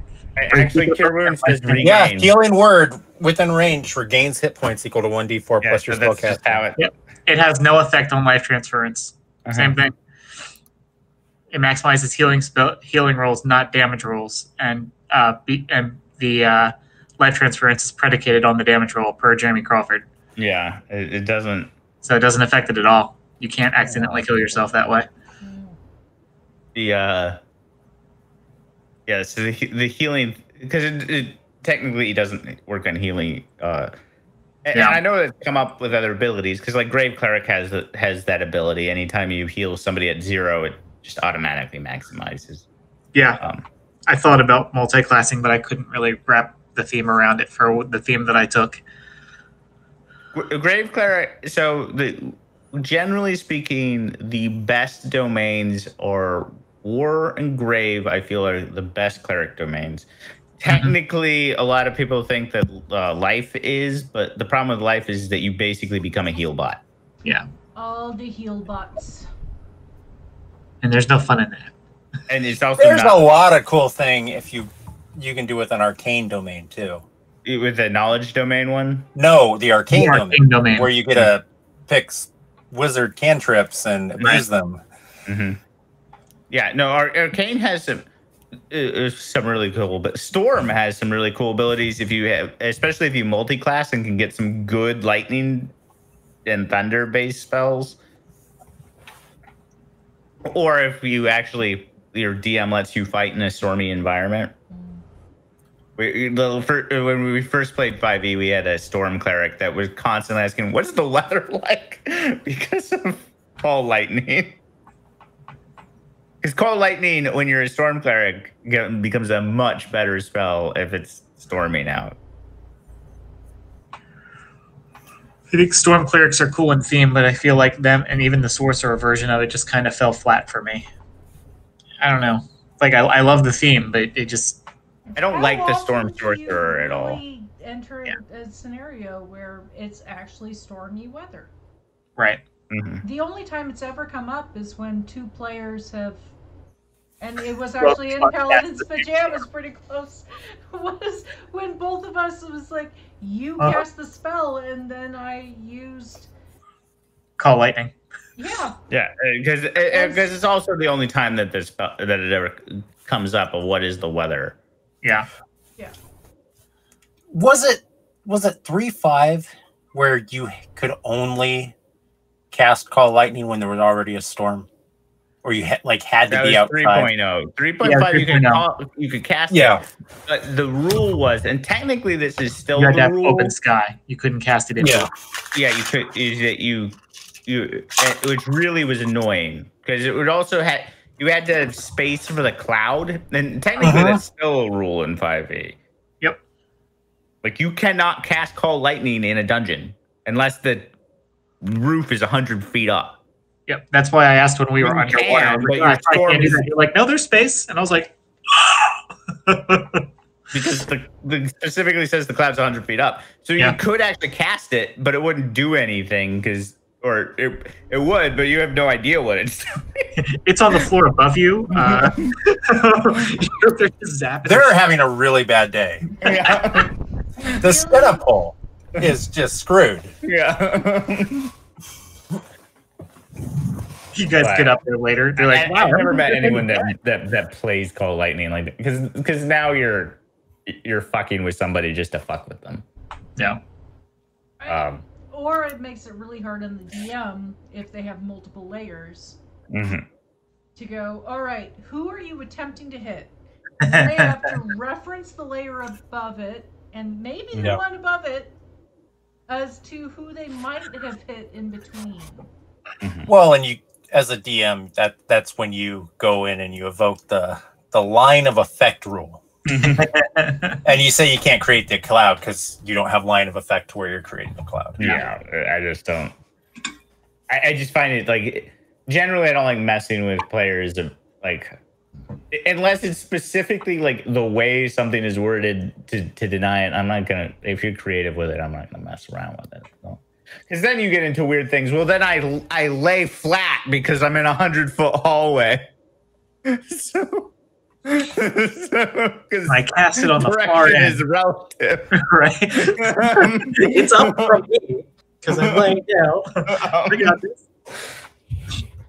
Yeah, I was thinking about that with Wall of Fire and casting it on the wall, so that it's horizontal. Yeah. You get like once you start getting into that like. Path with players, it just becomes kind of it becomes an arm race of who can be like the most pedantic and ridiculous with their ruling, and it's called lightning. It's not like Meteor Storm, which is an exponential increase in damage. Call lightning on average deals less damage than a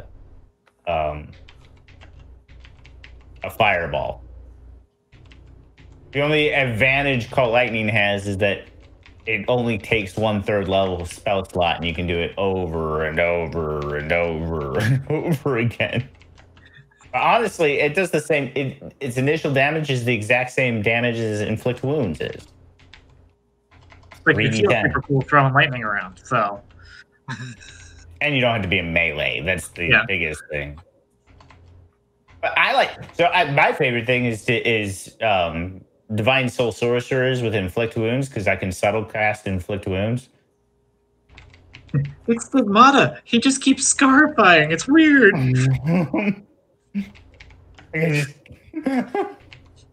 They're awesome assassins because they just like touch people and like, disintegrate. Mm-hmm.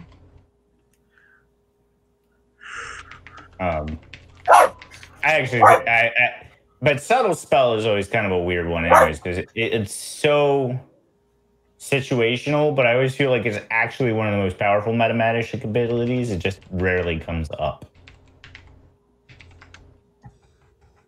because it literally like there's a lot in 5e that don't have material components.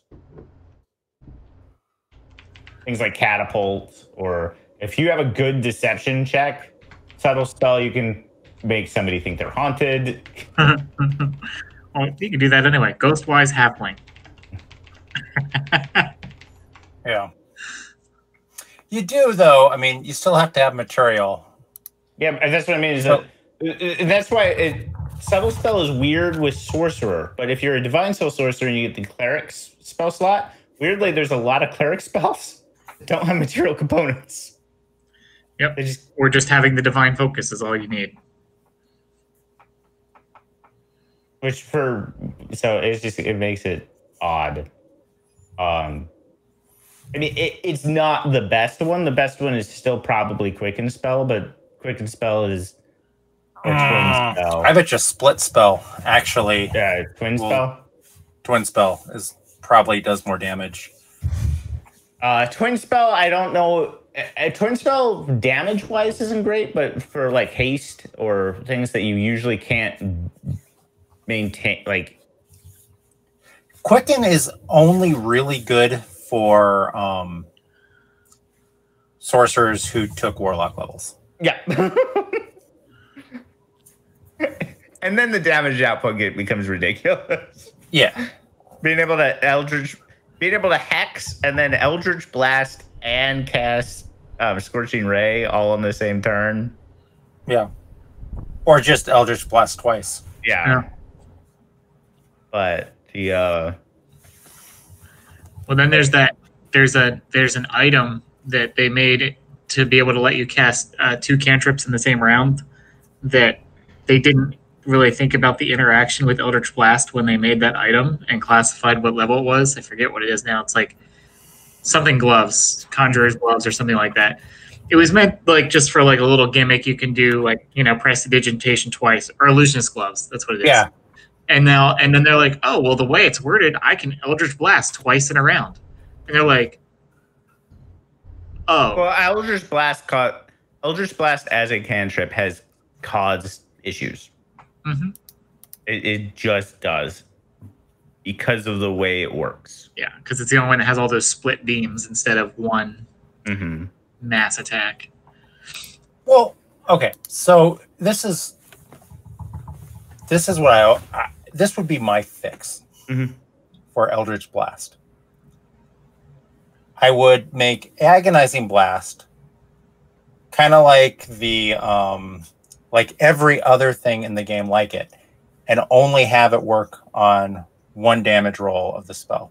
And then I would have a greater Agonizing Blast that you can get at Warlock, like 6th level. And that will do all of them. And you don't have to have the other ones. You just swap it out. It doesn't cost you an invocation. But you got to have at least 6 levels of Warlock, so you can't. So you can't dip 2. Yeah, you can still multi-class, but you have to really multi-class. You can't dip. What still baffles me, though, is that Hex isn't cooked in. Well, so Hex isn't cooked in because Hex is... Because they want you to cast spells. They do want you to cast spells. The problem that constantly happens, and it's why people a lot of times don't enjoy Warlocks, but also why Warlocks have weird damage output numbers, is because ultimately Warlocks' spells are utilities. They are things that you do to... Your damage output is Eldritch Blast. Is your can't, and that's the other thing is one of the other problems is that, like, if you're a Firebolt Warlock, you're gimping yourself because you're costing yourself, especially once you hit 5th level, you're costing yourself at least 4 points of damage every single. Right. That's why there needs to be a firebolt invocation. Yeah. But they broke Hex and said that you can maintain concentration all day. So even after your short rest, you can maintain your Hex that you cast in the morning and maintain Hex for an entire long as you Yeah, but that's a huge cost because you can't cast anything else that's concentration. And again, you should be using your spell slots for utility in a warlock, not to like people make a big deal of the because of the upcasting cost. Mm-hmm. The fact that you always have to cast it at the highest level, like Fireball is great at 3rd level. Casting Fireball as a 4th or 5th level is a shitty choice. Yep. Like 4th level isn't too bad. It's around the same power level as a 4th level spell. But it's really not like Cone of Cold is significantly better than Fireball. It's easier to aim. It deals more damage. The only real problem with Cone of Cold is it's a con save, not a dex save. You also can't do Cone of Cold from the back of your party. Well, I mean, you can, but it doesn't work well. But you can do it for the side of your party. Yeah, but if you're a squishy spellcaster, that's not what you want to be. Or you're in a dungeon and getting to the side is not an option. I find Cone of Cold is better. With the whole thought process of the spellcasters being in the back, I do worry, and this is not something I've brought up to anyone else, but then after this arc of the Sun Puppies, when we start back up at a low level, if there's a spellcaster that's leaning towards the back, some of the hijinks that might happen that are spurred off of generally speaking, actually, you don't have your spellcaster in the back. You have your spellcaster in the middle. Yeah. Yeah. But if they're in the back, some of the things that might happen because of other things like Brutus launching Zashi through also, the air. as we have seen with like every character I've ever made in 5e, spellcasters are not that squishy in this edition. They're not exactly robust, but they're not. The biggest issue spellcasters have is the damage other spellcasters put out. I can make a high AC spellcaster. It's really hard to make a high HP spellcaster. Mm-hmm. Yes and no. Still working on it. Okay. You mentioned lower level, so I was like, oh, she already has plans, it sounds like, maybe. I do already have plans, but I mean, like, I kind of want to finish this higher level stuff first, but I've got several things plotted. Nice. I mean, if you're willing to burn the spell slots, the wizards have an effective AC of 18 first level. Sure. Yeah, but okay, so how you're figuring that? As I said, you have to be willing to burn the spell slots, but you have mage armor, whatever your dex is, and then every once in a while you can shield. Yeah, but think about that. So that's at first level. Would you only have 2 spell slots? Yeah. I'm just, and I said it's not, but like the biggest issue, but you can have higher AC spellcasters. Sometimes it's not a good idea. Yeah, it's mostly the HP killed by butterflies. Yeah. Right, like one-shotted. Yeah, because it's of the HP. Because of a crit, and your AC doesn't do anything for crits. It's a crit. It doesn't. But it and that's so it's your HP. Your HP is gonna suck, and your HP is always gonna suck, and it gets worse as you get higher up in level.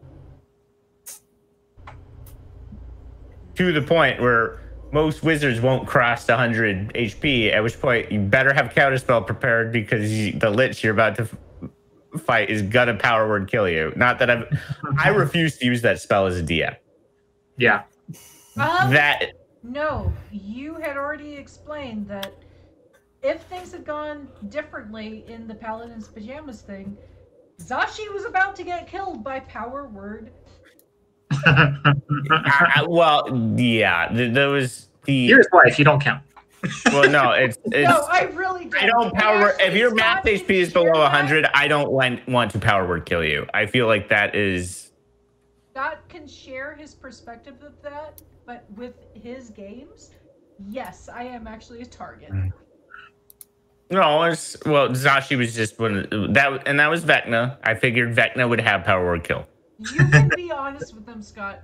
You have actually verbalized that when it comes to your games. I know all of you guys were shot. So just Zashi was the most dangerous one to Vecna at that time. If Vecna was able to get back in. I'm actually talking about you personally. I don't target you.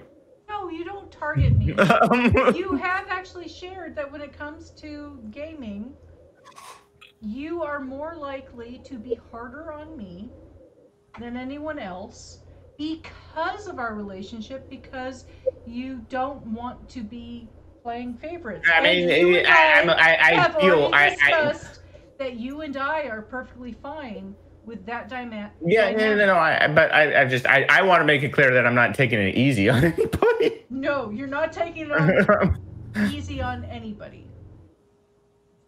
But yeah, no, but the power word kill thing was, but I don't like using power word kill because I feel like it's a cheap shot from the DM to power word kill somebody. Yeah. To be fair though, like any 9th level spell on a level 7 character is probably a cheap shot. Yeah, probably. Well, that was the other thing. In fact, power will kill can only kill one person. Yeah, Coda Cold at the beginning of the Sava fight, not the Sava. Oh god, that sucked. That's a cheap shot. Oh, so bad. No, I mean, like, well, the other thing is power word kill or meteor storm. A meteor storm is a party death. Or, I mean, some of the Dragon Breath weapons, had you rolled higher, could have TPK'd in one shot. Yeah. Yeah. I mean, my hellhounds are just going to town, and they're like hellhounds. Oh yeah, freaking Chester's hellhounds. They're flamethrowers every time. I'm not even. As much as my dragons have sucked, and so I will admit, there's a few of the dragons I didn't read their breath weapon before I rolled their breath weapon. Like I think you saw on my face, it was like 14d6. God. But you know, even the I know those are non-standard dragons, but the standard adult dragons in the DM manual, that's about what they do. Yeah. No. So the Velociraptors. Scott, tell them about the Velociraptor fight. So these Velociraptors are CR1, but they have 3 attacks. So Becca, this is the first time she DM'd. She was just DMing for me. I was running 4 characters. A bunch of small Velociraptors came in, and so it was a level 3 party. So she sent like 6 Velociraptors because it was 3 attacks each. And that's just a lot of attacks coming at.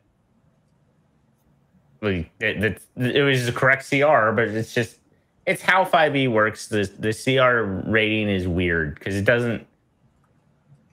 Because the thing about the Velociraptors is that their attack potential is really high, but they also had like 6 hit points each because they're chickens. Yep. And that's honestly. Well, you almost TPK'd. You didn't TPK. I did TPK. Man, it was a good encounter. Right. This has been a continuing thing, though, and every time I've run a game where it's been. Well, she also pulled her punch on that one. She would have TPK'd. Yeah, I did. I actually modified it on the fly, realizing how bad it was, but.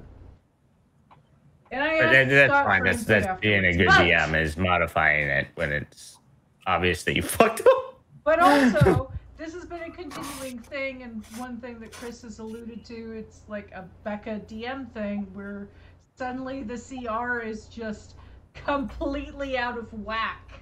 On those raptors, Yeah. my question, just how did you do initiative? Did they have individual initiative or group initiative? They ambushed us. So with that one, I did actually do individual initiative. Okay. But they had this. So one of the things that happened is that my my high perception characters all flubbed their rolls. Oh, really, really bad. So they had a full surprise round on me. So yeah, which is just sounds like a fair encounter. It just didn't go your way. Yeah. No, it was just it was a perfectly fair encounter. It's how 5e things work. There are some monsters that and this was the beginning, and I've now kind of both of us have gotten used to reading stat blocks a little bit better about it.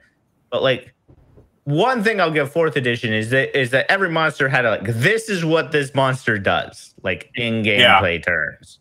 5e doesn't do a great job of communicating that. Like you have to read you really have to pay attention to what's going on.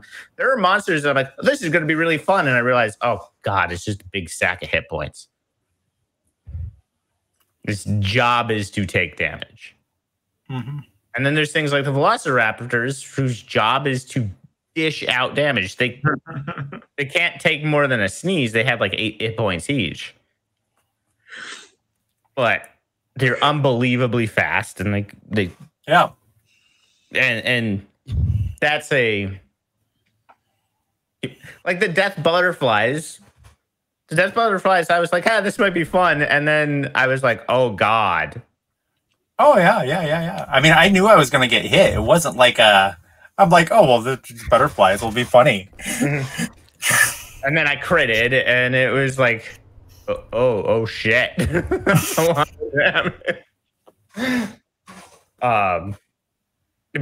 that's just how the game works.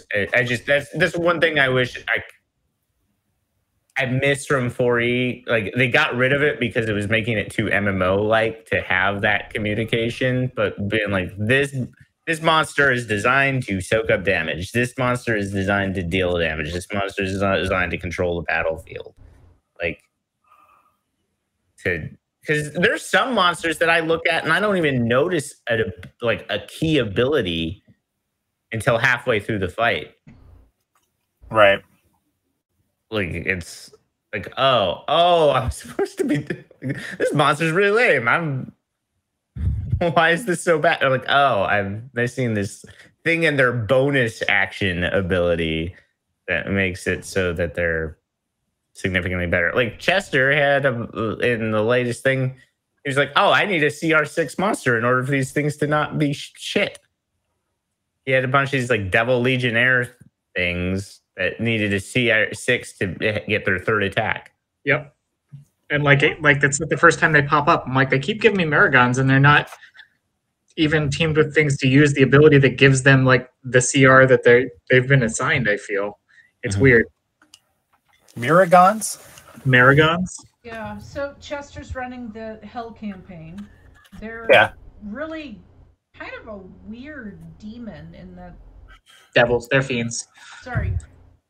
They're supposed to be like Hell Centurions, basically. Yeah, but they need a higher level devil to represent like a general, I think, is the idea behind. They're bodyguards, so like the thing's actually called bodyguard is the name of the ability.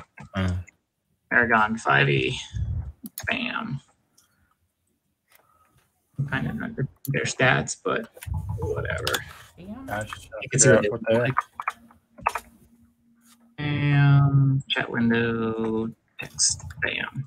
And look, it's not a Shayna link. Winning. Yeah, they're interesting, but they were kind of that actual fight, the one that almost killed all of us and did kill Becca's character.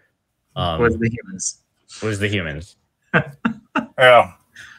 And that was a separate encounter. Like they were poised somewhere else. Again, that was my fault because Oregon, and I was like, hey, at least I got one of the humans to strip naked. Well, not fully because someone else damaged him. But and I was like, I really couldn't think in my head for a reason for things not to come. when no, you start. No. Yeah. It made perfect sense. I knew it was going to happen. I was dicking around. It was like it's. Travis is like, oh yeah, by the way, guys, I've got 6 hit points, and we're starting like another encounter and drawing additional encounters. Well, one of the issues I had is I had forgotten that because I looked at my character sheet and I kind of forgot where we were, in that I hadn't taken any damage. Yeah. Because my AC was so weird playing that character. Because I was so used to when he was a bard and he was taking damage all the fucking time because I couldn't roll a dex save to save my life, and I kept on falling off buildings. Do you find it hard, like when you're playing, like the pre-made ones, like Avernus, like switching over mentally? Because like in the Paladins games, there isn't a lot of grind, right? It's a bunch of big encounters, but you can kind of feel free to blow everything you got. Yeah. But when you're playing, like, if you read ahead enough and can guess like which way people are going, you can decide what the reactions of other encounters that are staged further in are going to be. It is hard. You've got a giant 3-floor map, and it doesn't put anything anywhere. It says, here's all the things that you will encounter somewhere in this building. Sandbox it. So like I gave some of them motivation and like putting them in places doing things, like setting set pieces that like I came up with just fit in the sandbox narrative of this building and these potential encounters. Right. So do you not really grind too much then? Well, no, we do. I mean, yes, I think what you're getting at is resource management is harder for me to switch over to being like, no, I need to. I always have the problem of when I'm playing a spellcaster holding on to my spells. Yeah, I see the solution to the problem, and I'm like, I can solve that. I can solve that. Yeah. I can't solve that anymore. Now I don't have my 5th level spells. Yeah. I'm a miser with spells. I'm like, yeah, me too. So with Chester's game, it's really the first time I've ever been really miserly with my spells. I was somewhat with the original Paladins game with Mist, but not so much. Because going to Chester's game, the character realized we were going to hell. Yeah. And she didn't know when she was going to get any sort of chance to rest or communicate with her god. And in this last encounter... Well, and you had that really long cult thing where you didn't let anyone rest, so... Yeah. Well, and one of the, like, so I'm a little bit more miser. Well, I try to be, but like I have the problem in Chester's game where I blow my high level spells pretty fast, not because I want to, but because all my 1st and 2nd level spells are all fire damage, and we're in hell. Yeah. It's really hard for a wizard to be effective when I'm relying on things that they're resistant to, like everything. Which, on the bright side, there's more than just devils in Avernus. So yeah, that'll situationally.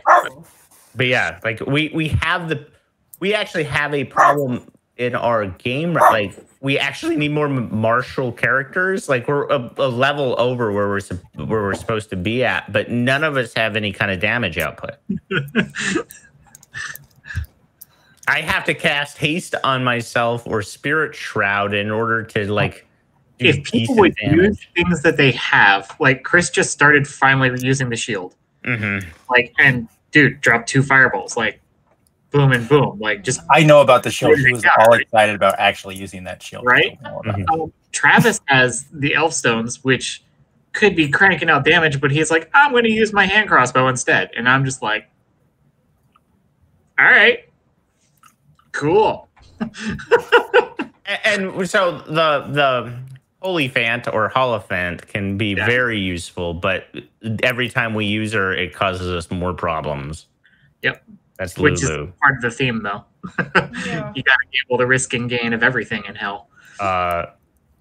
Low, but like, so we have a sorcerer and wizard, and both of us. Lulu is actually both really upset that Davari is dead, and also going, at least I don't have to have my ear pulled because I disobeyed her. Yeah. Little flying celestial elephant.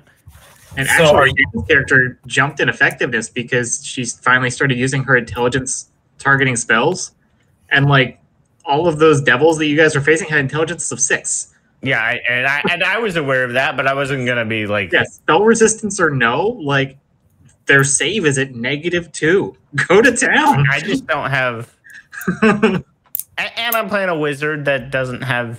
Yeah, Like, I don't have very many spells because we haven't gotten very many scrolls, and wizards without scrolls. I mean, you play Whistler. It's like you're like, there's so many cool spells, but if I don't get any scrolls, I don't have access to them. Yeah. So, but it's fun. It's just, yeah, we have to be really cognizant of it. And there are some campaign things, like actually Tomb of Annihilation, where it, unless you're in the dungeon itself, like the resource management, like in this actual module, most of the time you like do a fight and then go to sleep. It just doesn't make any sense for our characters to do that because Right. we're badasses. except for the Iron Golem fight, we really haven't been hurt. Yeah. Stop giving Becca any ideas. Unfortunately, like the things you've been doing, the golem fight was like the bigger fight. Right. The fight you're now going into is one that I have created. Right. Specifically, and I'm not Yeah. like leveling it up or something like that. Yeah, no, it's So We're all hopefully gonna this will be better. but Well, it's really hard to balance when the party is so decked out. Yeah. Oh, yeah. Yeah, like It is. when you're high in levels, the game has CR and it can help that. But when you have an effective attack 4 levels higher than your hit points, balance goes really weird. Yeah. Yeah. So it's but the most of the campaign module, I think Avernus is probably has the least sloggy part of some of them, because each one of them has horrible slog at some point. Curse of Strahd, I love Curse of Strahd, but it like as soon as you get into the castle, if you play it straight, you can't leave. Yeah. And I haven't been able to play that one yet. it's just you just can't leave, and it's just the Ghost of Saltmarsh. Actually, Ghost of Saltmarsh it was a lot of set piece battles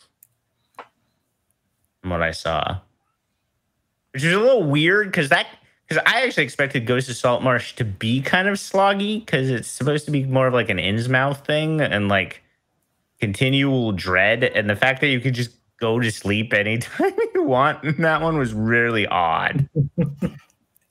Ghost of Saltmarsh, though, that's not a full adventure, is it? Isn't it kind of like It's 5 Waterdeep? adventures kind of stuck together.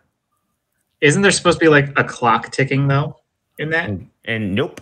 I didn't read it because we were playing it, so I just like have So little there is a like Oh. there is a Lokatha like invasion coming, but like they're Lokatha, they're like CR4 fishmen, and by the time you end your second adventure, you're level 5, and you're like, why am I worried about this? And it's not really innovative. Like, and that's the problem is the issues don't really come up until the last 2 adventures when you're like, oh, there's this juvenile kraken that's like That's a little bit more important. No, we need to protect them and continue our cult, and we don't have to deal at all with the giant sea otters smashing people's heads against the rocks. It's also really weird to have an aquatic like Lovecraftian campaign and nowhere in it is an aboleth. Mm-hmm. Right.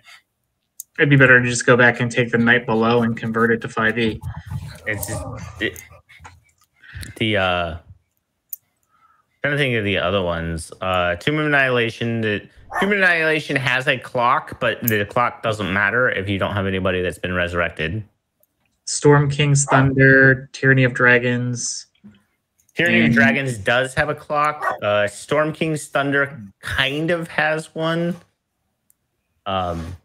I'm interested to see what they do with Frost Maiden, because it's a survival game, and druids and rangers rangers not so much. Druids really kind of mess up the ability to do survival games.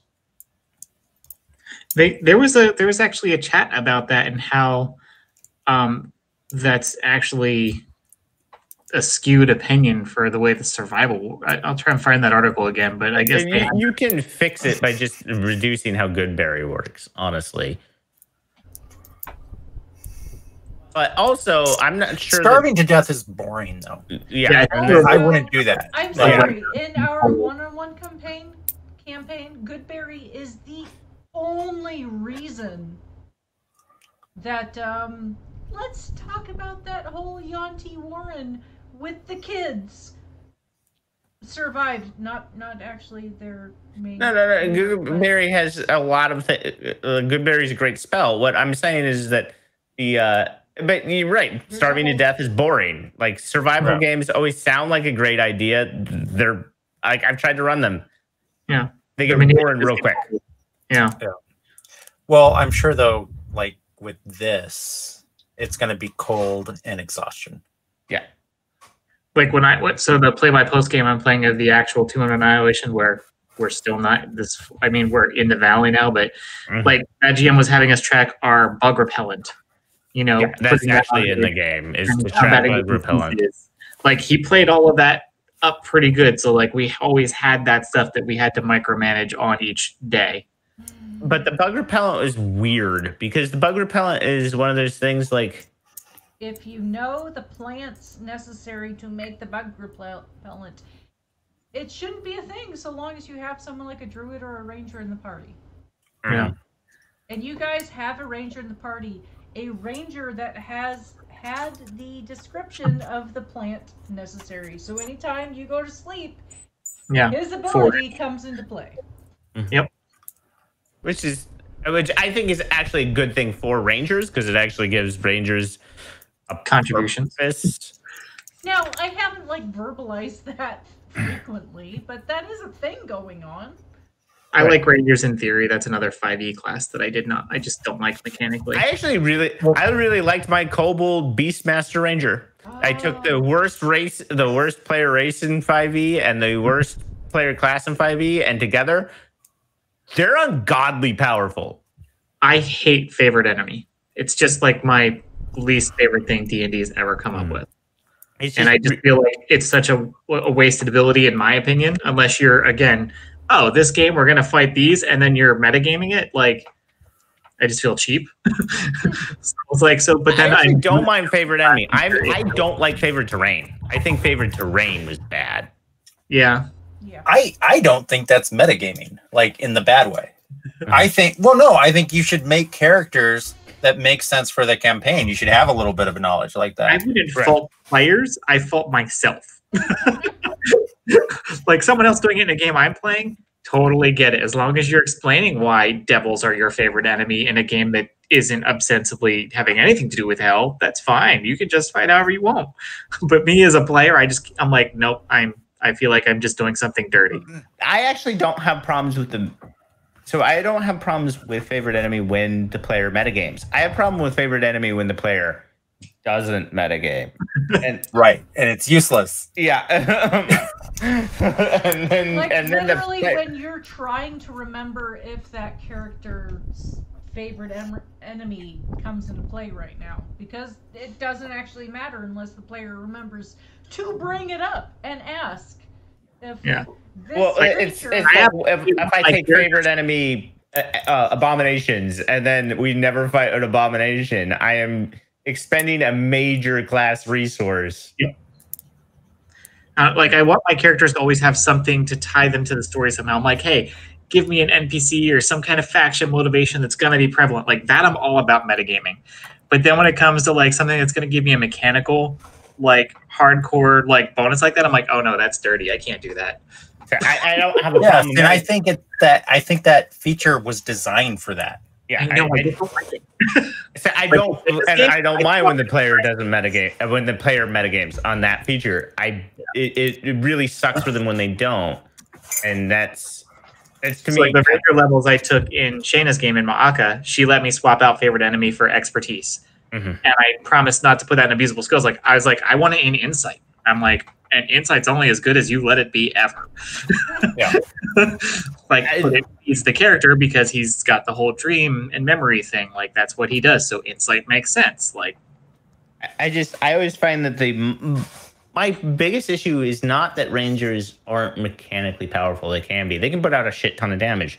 My issue with them has always been and actually this has been the issue since 3rd edition, but 5th edition made it even worse. Is if I want to play a rogue, I want to play a rogue. If I want to play a fighter, I want to play a fighter. And there's very few times that I can't play a fighter that's... I know, and in 5th edition, you're almost better off just multi-classing fighter and rogue. Yeah. Especially with the scout subclass of rogue. Yeah. I'm like, boom, you're better again already. Like, and then I don't have to worry about spells or like having to concentrate on Hunter's Mark in order to be effective. But then again, like you're looking at, okay, I want to be an archer. And then you're like, well, we've got like, 3 people with spell cantrips that just make bow and arrow. No, bow and arrow actually still is better than because of sharpshooter. Yeah, sharpshooter is so broken. Yeah. That's why like my Kobold Beastmaster Ranger was broken because the Kobold gets pack tactics. And so I can just like I don't attack with my my animal companion. You just use them to get that? To get pack tactics. Yeah. Like sharpshooter. Yeah. Although if you got a mean DM, the DM just kills your animal companion. Yeah, but I don't. But the thing about Beastmaster Ranger is as long as I would totally do it. Yeah, as the DM, I'd kill your animal companion every time. As long as you don't invest in your pet, it's really not that big of a deal. No. The thing is, everybody emotionally invests in their pet. Well, yeah, that's why you play a Beastmaster Ranger. I honestly think the best interaction. Or you make the pet so cute it makes the DM sad to kill it. Oh no! I love to kill the cute ones. Tail noodling. That was my kobold. That wasn't my animal companion. That was my kobold doing that. I know. It was fucking amazing. But honestly, probably the best moment of that entire game. But I'm not the Ranger to me continually has the issue of it's just mechanically probably better to multi-class rogue fighter most of the time. And there are some good Ranger things out there, but and that's always where the Ranger kind of falls flat. It's just not. Basically at this point, Ranger should just be a subclass fighter.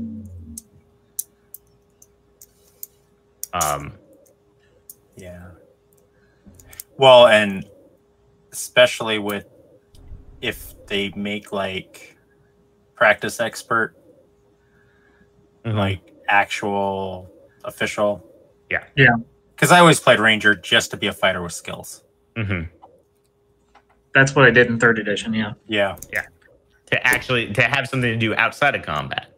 Yeah. That was the nice thing about Ranger was that it was a fighter that could actually be effective when you weren't fighting. Yeah. And it wasn't to be a rogue necessarily, just something else. Yeah. But Yeah, it's just 5th edition has, and I feel like 5th edition just compounded all the issues with fighter into it. But yeah, as for the cantrip thing, no, shooting arrows because of how sharpshooter works is just infinitely better. Especially if you're able to get. Now that said, cantrips are better if you're a small creature because longbows are heavy. Mm-hmm. Small creatures are fun. I don't know.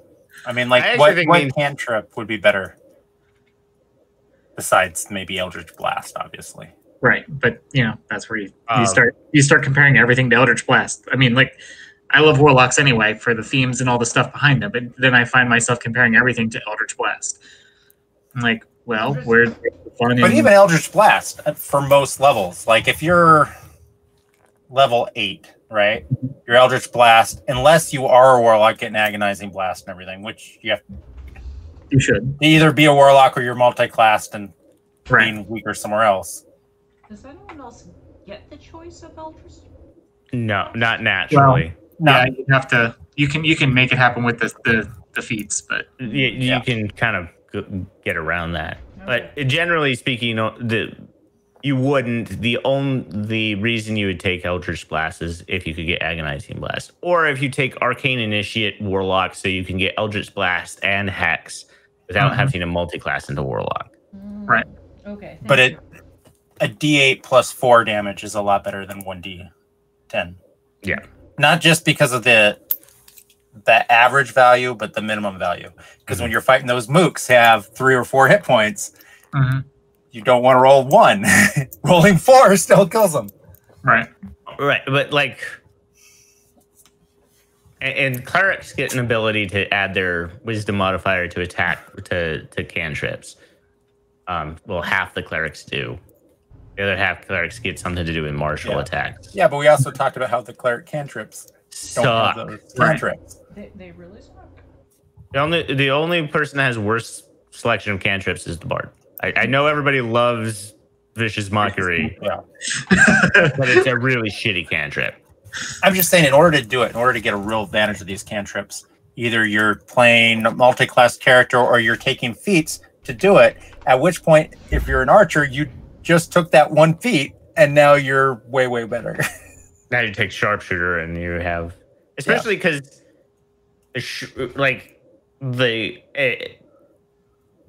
people have an issue with the heavy weapon one, but that one I actually have less of a problem with.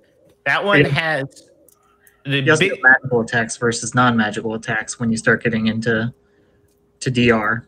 Yeah, you're also much more restricted on who you can play to take Weapon Master. Yeah, anyone, almost any class could be an archer. It's really hard to go around swinging heavy weapons as a wizard or as a rogue. Yep, and a lot of the stuff I was seeing, the fighters make the best archers, and not even like arcane archer, but like weapon master. Weapon master archer. Well, again, what happened to the super cool ranger archer? You have Hunter's Mark. You should be badass because Hunter's Mark is an awesome spell. But you don't get as many feats as the fighters, so you can't burn ASIs. You get archery. It's only a level later, but and then sort of like with the difference between Great Weapon Master and Sharpshooter. So Great Weapon Master, the appropriate fighting style is good, but it actually only averages to an extra point of damage. While archery, because of the way it works, it actually makes the penalty for Sharpshooter less severe. Yeah, he use it. And Sharpshooter, and the other thing Sharpshooter does also completely negates any of the problems with ranged combat. Being able to ignore cover is just whatever. Well, and that's the other part of it too, not just from Sharpshooter. Archery, and really a lot of those ranged cantrips would both be a lot worse if more DMs actually bothered with cover, but it's finicky and a pain in the ass, so people just don't. Right. Or just remembering. Yeah. Because it's plus 2 to AC and plus 5 to AC. Or is it disadvantage? Like even I can't remember 3/4 cover. Yeah. Yeah, it's plus 2 and plus 5. Which is weird because it's the only thing that gives a flat increase. Yeah. It's such a weird. Like I got into an argument online when I was going through this. This was a few years ago. Somebody was asking, should I get a dex increase? Like they were at 18 dex, and like, should I get a dex increase or a sharpshooter? And I'm like, I'm playing a straight archer. And everyone's like, get dex increase. It's always better than a feat. I'm like, no, take sharpshooter, because what's going on is, you get the -5 plus 10, but the thing you're all ignoring is the cover, which. If your DM isn't bothering with cover, it doesn't matter. Right. But if they are doing with cover, if they just are in half cover, difference. Like, it's just. But if they were, I bet you the guy would have been asking, or lady would not have been asking that question. I think it boils down to, is your GM enforcing rules with cover? Because if they're not, then screw it, take the dex increase, because now you've got your attack bonus, your damage bonus, your save bonus, your skill bonus, and your initiative bonus. Right. Like, that's actually a lot. Yeah. Which is why dex is generally, like, I mean, you always have your primary ability stat and then con, and if your primary ability stat isn't dex, then dex is your third. Yeah. I always house rule where, and it's a big pain in the ass, but I house roll initiative to be intelligence based. I can see that because intelligence is such a dump stat for anyone not a wizard. Yeah, it is. So it makes intelligence a little better. It makes dex a little less godly. And 5e really made it more of a dump stat. Like third edition, intelligence did a lot. I loved intelligence. Well, because in 3rd edition, your skill points were based upon intelligence. Yeah. In 5th edition, it isn't even a wizard thing. So, I mean, it is a wizard thing. Wizards need it. But for the most part, you need one person in your party who's smart. And everyone else can dump it. And they take all of the intelligence skills. And then no one else bothers. Yeah. The rogue might take investigation. Yeah. Maybe. And that's if you have a trap-heavy DM. And probably not, because you just take expertise and investigation and you don't worry about it. Yeah. Because, I mean, it's nice to be able to say, oh, I've got a 15 bonus, but you really don't need one. I'm going to take 10 on that. Yeah. Boom. Reliable talent. But yeah, the entire thing is I actually like that initiative is based upon intelligence. I'm not going to change my rules right now, but that. Yeah, and I'm lazy, so I usually just do it for player characters. I don't even go through and change, because that changes the CR. Yeah. But yeah, no, that's it makes intelligence not as much of a dump set. It's still, initiative isn't the most powerful thing in the world, although that makes assassins a lot harder to play. No, you just have to play it a smart assassin. You know, I don't change it without telling people before they build their character. Right. That'd be shitty. But because I always think, because I wanted to get intelligence more involved into the. Assassins are really GM caveat anyway on, do you have surprise? Because, initiative roll. Because as much as we talk about the surprise rules, and they are clear-ish, there's sometimes there's you haven't moved. Why would you be in an initiative until you attacked? Or if I'm standing 200 feet off with a longbow. He has no reason to suspect I'm here. Why are we rolling initiative? It's kind of. But if you don't roll initiative, you're now making the ability way more powerful than it was ever. Yeah. Because And you start getting into weird multi-class things too. Assassin is one of Assassin, Paladin, and Warlock are like the three that can cause some weird ass build things going on. Mm-hmm. One of the streams I watch on Dimension 20, they're playing the weird Batman Ranger, who's I can't ever remember what they're called. You're playing one in Shayna's game. Oh, the Gloomstalker. The Gloomstalker, where you get like an extra attack when you surprise somebody. I never remember that rule. Yeah, like you have a bonus to initiative on the very first round. You have like all these things that happen just on the first round if you remember you had it. And then they also multi-classed assassin, so like it's just crit. Jeez. Yeah, when that's last year at the castle, we had in my group a player playing Gloomstalker Rogue multi-class and was way better like than anyone else in our whole party. Like just destroyed. So I think it's funny when people say Rangers suck. Yeah. They don't. Well, that was also a non-core class that was intended to up the power level of the Ranger to compensate when they were. So that's called an overshot. Overcompensation to make up for the broken core class, and then you combined it with classes that weren't underpowered. And then, and to be fair, the Gloomstalker, they're really good that first round. Yeah, and then they most rounds of combat lasts 2 rounds. Yeah. You're really good the first round. You're really good. Yeah. On the bright side, if you targeted the one guy who had the light source, you're still good because then no one else can see you as a Gloomstalker Ranger as soon as that light's out. Oh yeah. Because anything that relies on dark vision can't see you. You're invisible. Yeah, because you're invisible. You target the guy with a light, and they're fucked. Yeah, Gloomstalker gets weird, so I don't. But like, it's an interesting thing of like, especially Assassin becomes real. Assassin is one of the reasons why it gets multi-classed into is anyone with extra attacks. Assassin becomes exponentially better. Oh. But you're at least level 8 before you do that. Yeah. So that's okay. I'm gonna log off. See you guys. Yeah. It's late. Bye, everybody. Thanks for the fun. Bye.